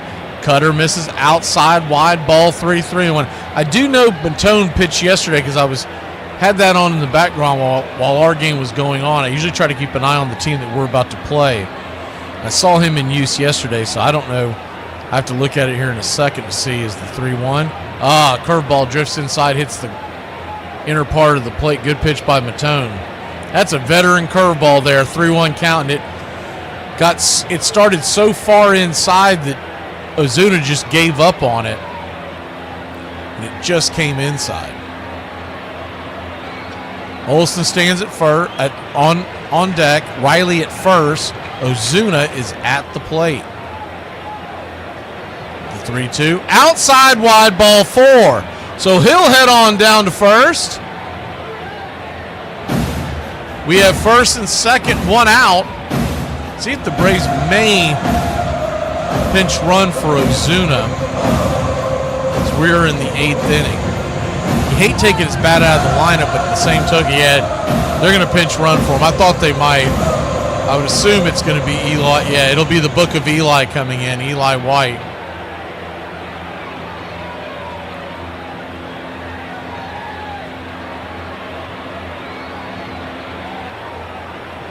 So Phil Matone.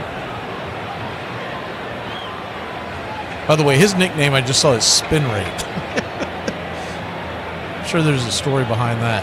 Righty-lefty matchup now. Matt Olson trying to drive in the winning tying run. First pitch on the way, swung on. That ball's ripped through the hole. That's going to get down where the green grass grows. Here comes Riley. He will score! And your Atlanta Braves have tied this baby up. How about that? How about that? Matt Olson comes through in the clutch.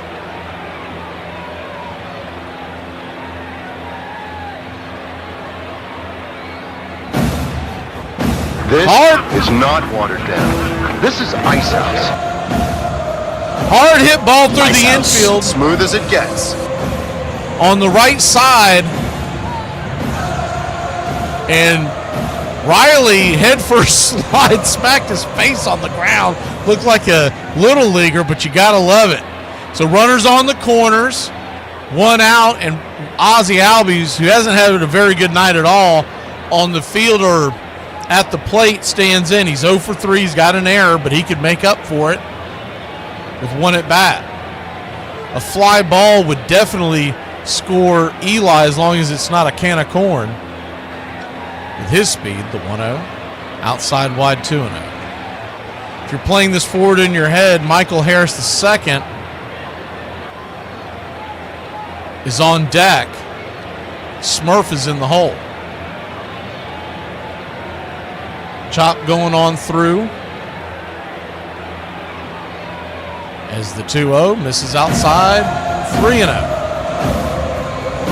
Getting the chop going a little bit here at Truist Park, so we'll play along with them. 3-0 count. Matone comes set, brings it. 90, misses, high ball 4. So that'll load up the bases. Good at bat by the Wiz. And the bases are juiced for your Atlanta Braves. I'm the Wiz, I'm the Wiz, I'm the Wiz. I'm the Wiz and nobody beats me. I think they're going to come out and make a pitching change. Oliver Marmol just got tossed. I'm not sure what I'm sure it had something to do with that last pitch. That last pitch did look like, to be honest, it looked like it hit the top of the zone. And home plate umpire Mark Carlson just tossed him. And now he's yelling at it because he said, I just threw you out. Get your ass out of here. Marmol's making his pitching change.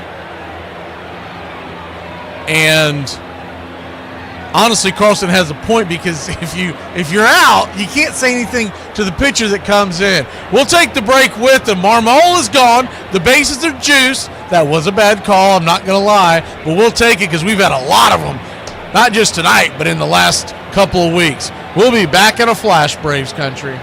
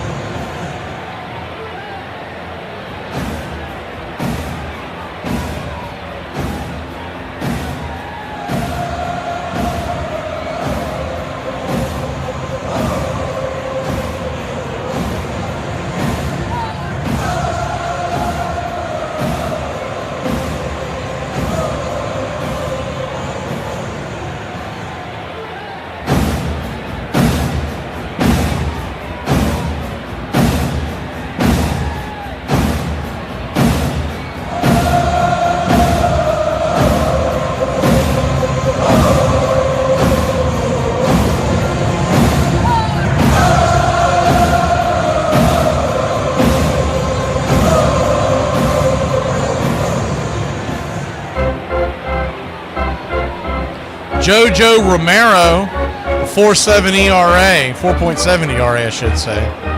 He will be your pitcher. The bases are loaded. There is one out, and Michael Harris, the left-hander, stands in. Lefty-lefty matchup. First pitch on the way. Swing! And that ball's lifted into right field. Coming in, making the catch, it's Jordan Walker. Here comes the Book of Eli. He is safe, and your Atlanta Braves put one on the board. Put two on the board.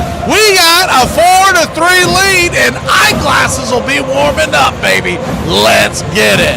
How about that? Wow. He went down and got the first thing he could get underneath. If you look at that replay of the swing of the bat, Harris intentionally went down and scooped it.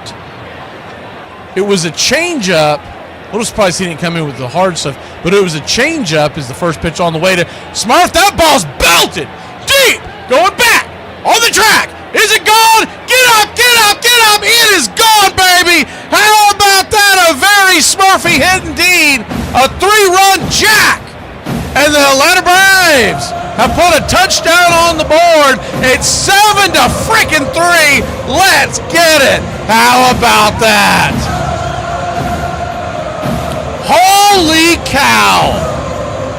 A very Smurfy 3-run blast. And your Atlanta Braves have come off the mat. Well, it looked like they were getting a standing 8 count with the offense tonight, and they have scored 5 in the 8th. First pitch on the way to Kid Kelnick is inside for a ball. It is 1-0. If y'all remember this, last Friday night we scored 5 in the 8th. Now we had a much bigger deficit as the 1-0. Swing and a miss. It's 1-1. What this reminds me of, in 2021, when your Atlanta Braves went on that magical run in the end of the summer, is the 1-1, swing and a miss. It's 1-2. The 8th inning was always our inning, especially the bottom of the 8th when they were at home. Could history be repeating itself? The 1-2, outside wide 2-2. So a 2-2 count. Lefty standing on deck is Allen. We'd like to keep this going. You may not even need eyeglasses now, the 2-2. Swing and a miss, strike 3, and that'll end the inning. Braves have a 4-run lead. We'll see who they send back out there. They could go Daysbull again. Have him go 2. We'll find out when we return. The inning is gone, but not before Smurf smacked one long gone. 7-3 your score. Does anyone need a morning person? Because mine is for f***ing sale. Let's go, get up. The f*** away from me. It's 7:30. I'm pretty sure that 75% of my personality is just caffeine, and the other 25% is regretting all the life decisions that led me to need this much caffeine. We've got the top 9 right fielders, 9 players, 9 innings. Top 9 When you think of a great right fielder, two things come to mind: a powerful arm and a ferocious bat. Some of the best arms the game has ever seen could be found in right, where a long-distance gun is a necessity for plays at home and third. Some of the game's most prolific sluggers, including 3 members of the 600 Home Run Club, played at least 1,000 games in right. 1,000 games in right was our cutoff for a player to qualify. So here are the top 9 right fielders. Number 9. Please welcome number 19. Hi, I'm Tony Gwynn of the San Diego Padres. Tony could do almost anything with the bat that was humanly and unhumanly possible. Base hit the center for Tony Gwynn. I was a guy who probably wasn't going to hit with a whole lot of power, but a guy who was going to be a tough ass. Well, he's a professional hitter. 5 for 5 today. Tony was as pure a hitter as they come. Every year in and year out, I mean, he was hitting over 300, usually well over 300. Tony was a model of consistency at the plate, posting the 3rd highest career average of any right fielder since 1901. This was the first guy that really kind of instituted video to our game. That is my trademark, is that, I wasn't afraid to work. I wasn't afraid to get after it. He had the uncanny ability to place the ball exactly where he wanted to put it. He was the best hitter in all the baseball that I've been around, and the people that I've played with, I would put him at the top of the list. When a video says, wait for it, nope, you've just guaranteed that I will keep scrolling. Welcome back. Iglesias will come on. They probably already had him warmed up and ready to roll, so they might as well use him. First pitch on the way is swung on and fouled back out of play. It's on 1. You hate using eyeglasses in a non-safe situation, but if he was already ready and warm, not a whole lot you gain from sitting him down. The 0-1 swung on and fouled back. It's 0-2. I think the Mets have just hit a home run. Something just happened. They got that red apple bopping him from the background. I'll get it. Yeah, they just made it 5-0. I don't know what the score was before. It looked like Lindor just went bonkers on that Philly bullpen. So an 0-2 count. Pitch on the way, swung on. Fouled deep, but well out of play.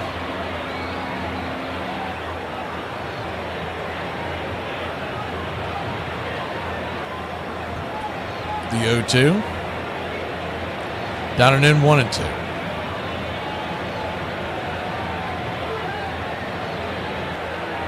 One-two count from Iglesias. Swing and a miss. Strike 3. Got him with the changeup. Good pitch there. 1 away.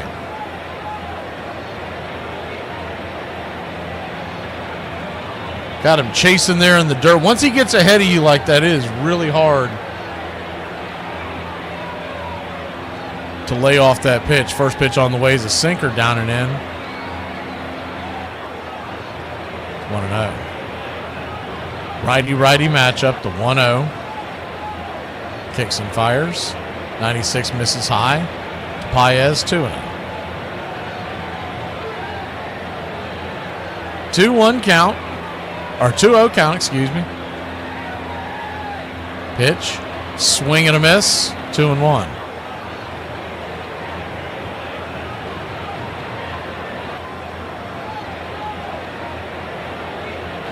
The 2-1. Swing, chops it foul. 2-2.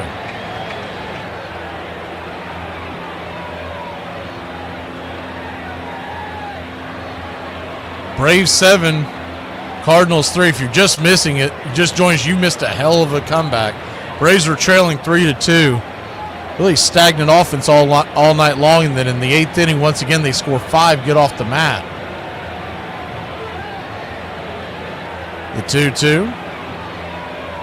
Swing, that ball's belted down the left field line. If it's fair, it's trouble. It bounces into the stands, and that'll be a grounds rule double.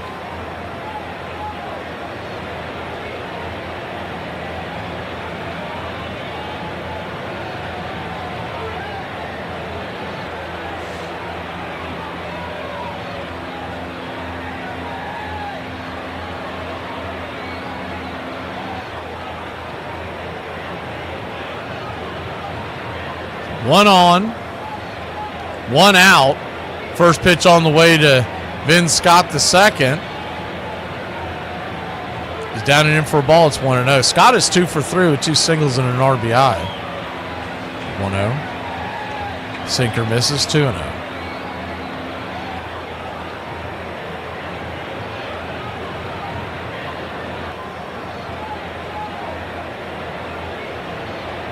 Righty, lefty, the 2-0 pitch, right there at the knees, 2-1.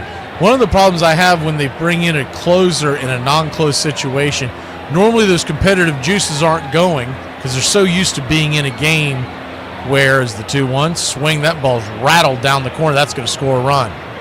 So now it's a 7-4 game. Here comes Kelnick firing the ball into the infield, but it is an RBI double for Scott, and the Cardinals have cut it to a 3-run lead. What I was saying is that typically when this happens, this is all closure, this isn't just Iglesias, they tend to struggle until the game gets on the line again. And so you waste a lot of energy from them. You're better off not bringing in a closer when it's not a closing situation because they're so programmed to come in when a save is on the line. When it's not on the line, it's almost like they're going through the motions. They want to win. That's not the point. The point is they're not dialed in. But now you've painted yourself into a corner now because now the tying run has came on deck. First pitch on the way is a sinker down and in. It's 1-0.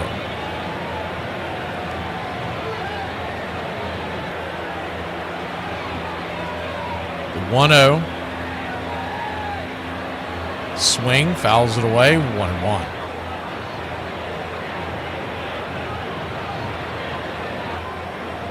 Scott stands on second. He's got great speed. He is a center fielder. So anything that gets down will probably score. 1-1. Swung on, lifted, into left field. Drifting back, making the catch is Verdugo. Doogie will squeeze it, and that's out number 2.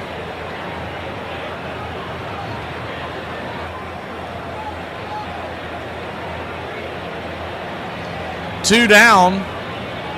Tying run is still on deck. That'll bring Contreras to the plate. So Brendan Donovan represents the tying run on deck. First pitch on the way. Swing. That ball is cranked into left field. Going back on the track. It's gone. A 2-run shot. And Iglesias, just like that, has coughed up 3 runs, and one swing can tie this game. So don't go anywhere. It ain't over yet.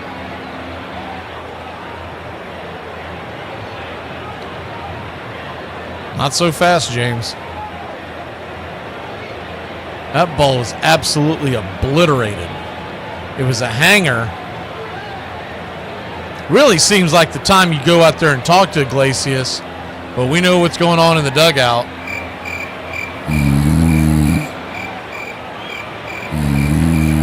Here comes Kranitz, finally.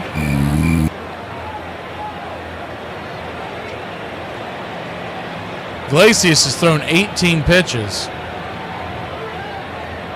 If he settles down here and we get the win, no harm, no foul realistically.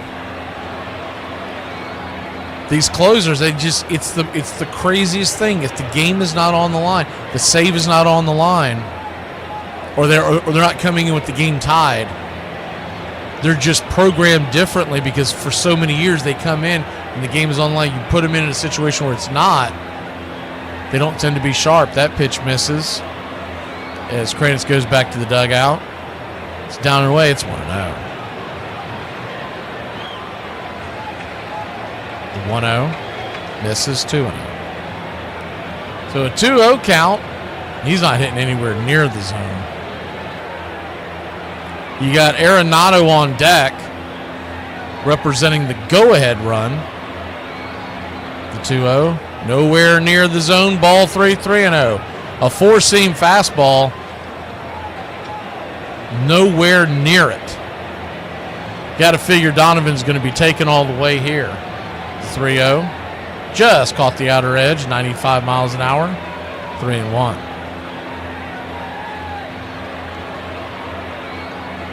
3-1 count. Braves lead by only 1 now. They led by 4, the 3-1. Swing, rattles it foul, 3-2. Danger of walking the tying run, and Donovan has good speed. So that's a factor as well. The payoff pitch. Inside ball 4. That ball actually almost got him. And Iglesias is unraveling in front of our eyes. Donovan heads down to first.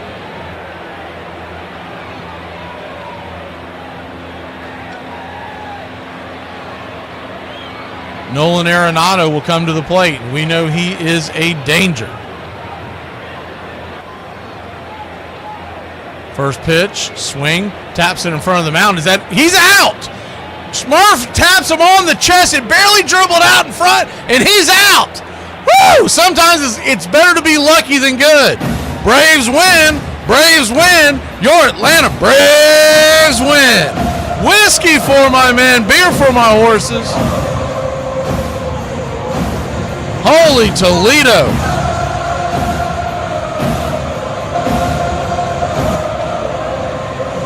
Well, we know who doesn't get the game ball. It's not going to be Iglesias. Schwellenbach didn't have a great game. And it really comes down to, do you give it to Smurf with this 3-run home run, which was definitely needed in the end, or Riley, who was 2 for 3 with the home run? And he had 2 RBIs. We'll go ahead and give it to Smurf. I was going to give it to Riley, but the reason why I'm going to go with Smurf, the tying vote, or the tie-breaking vote, is that he was quick enough to jump up and grab that ball off the bat of Arenado and tap him on the chest. If he lets that ball roll any further, you go back and watch it, it's probably going to kick foul. So he gets the 3-run home run, and then he gets the defensive play. Braves win a, good old-fashioned barn burner shootout. We'll be back at it tomorrow night. Same bat time, same bat channel. 7:15 first pitch will come on the air about 6:30 to get you ready for question mark starting pitcher. We don't know. Is it going to be a both-ring game? Are they going to push up Elder or Smith-Shawver? We don't know. We'll see then, and we'll probably know by the end of tonight. They'll probably announce it. Y'all have a great night, Braves country. What a phenomenal game. Whew. Almost needed a defibrillator on that one.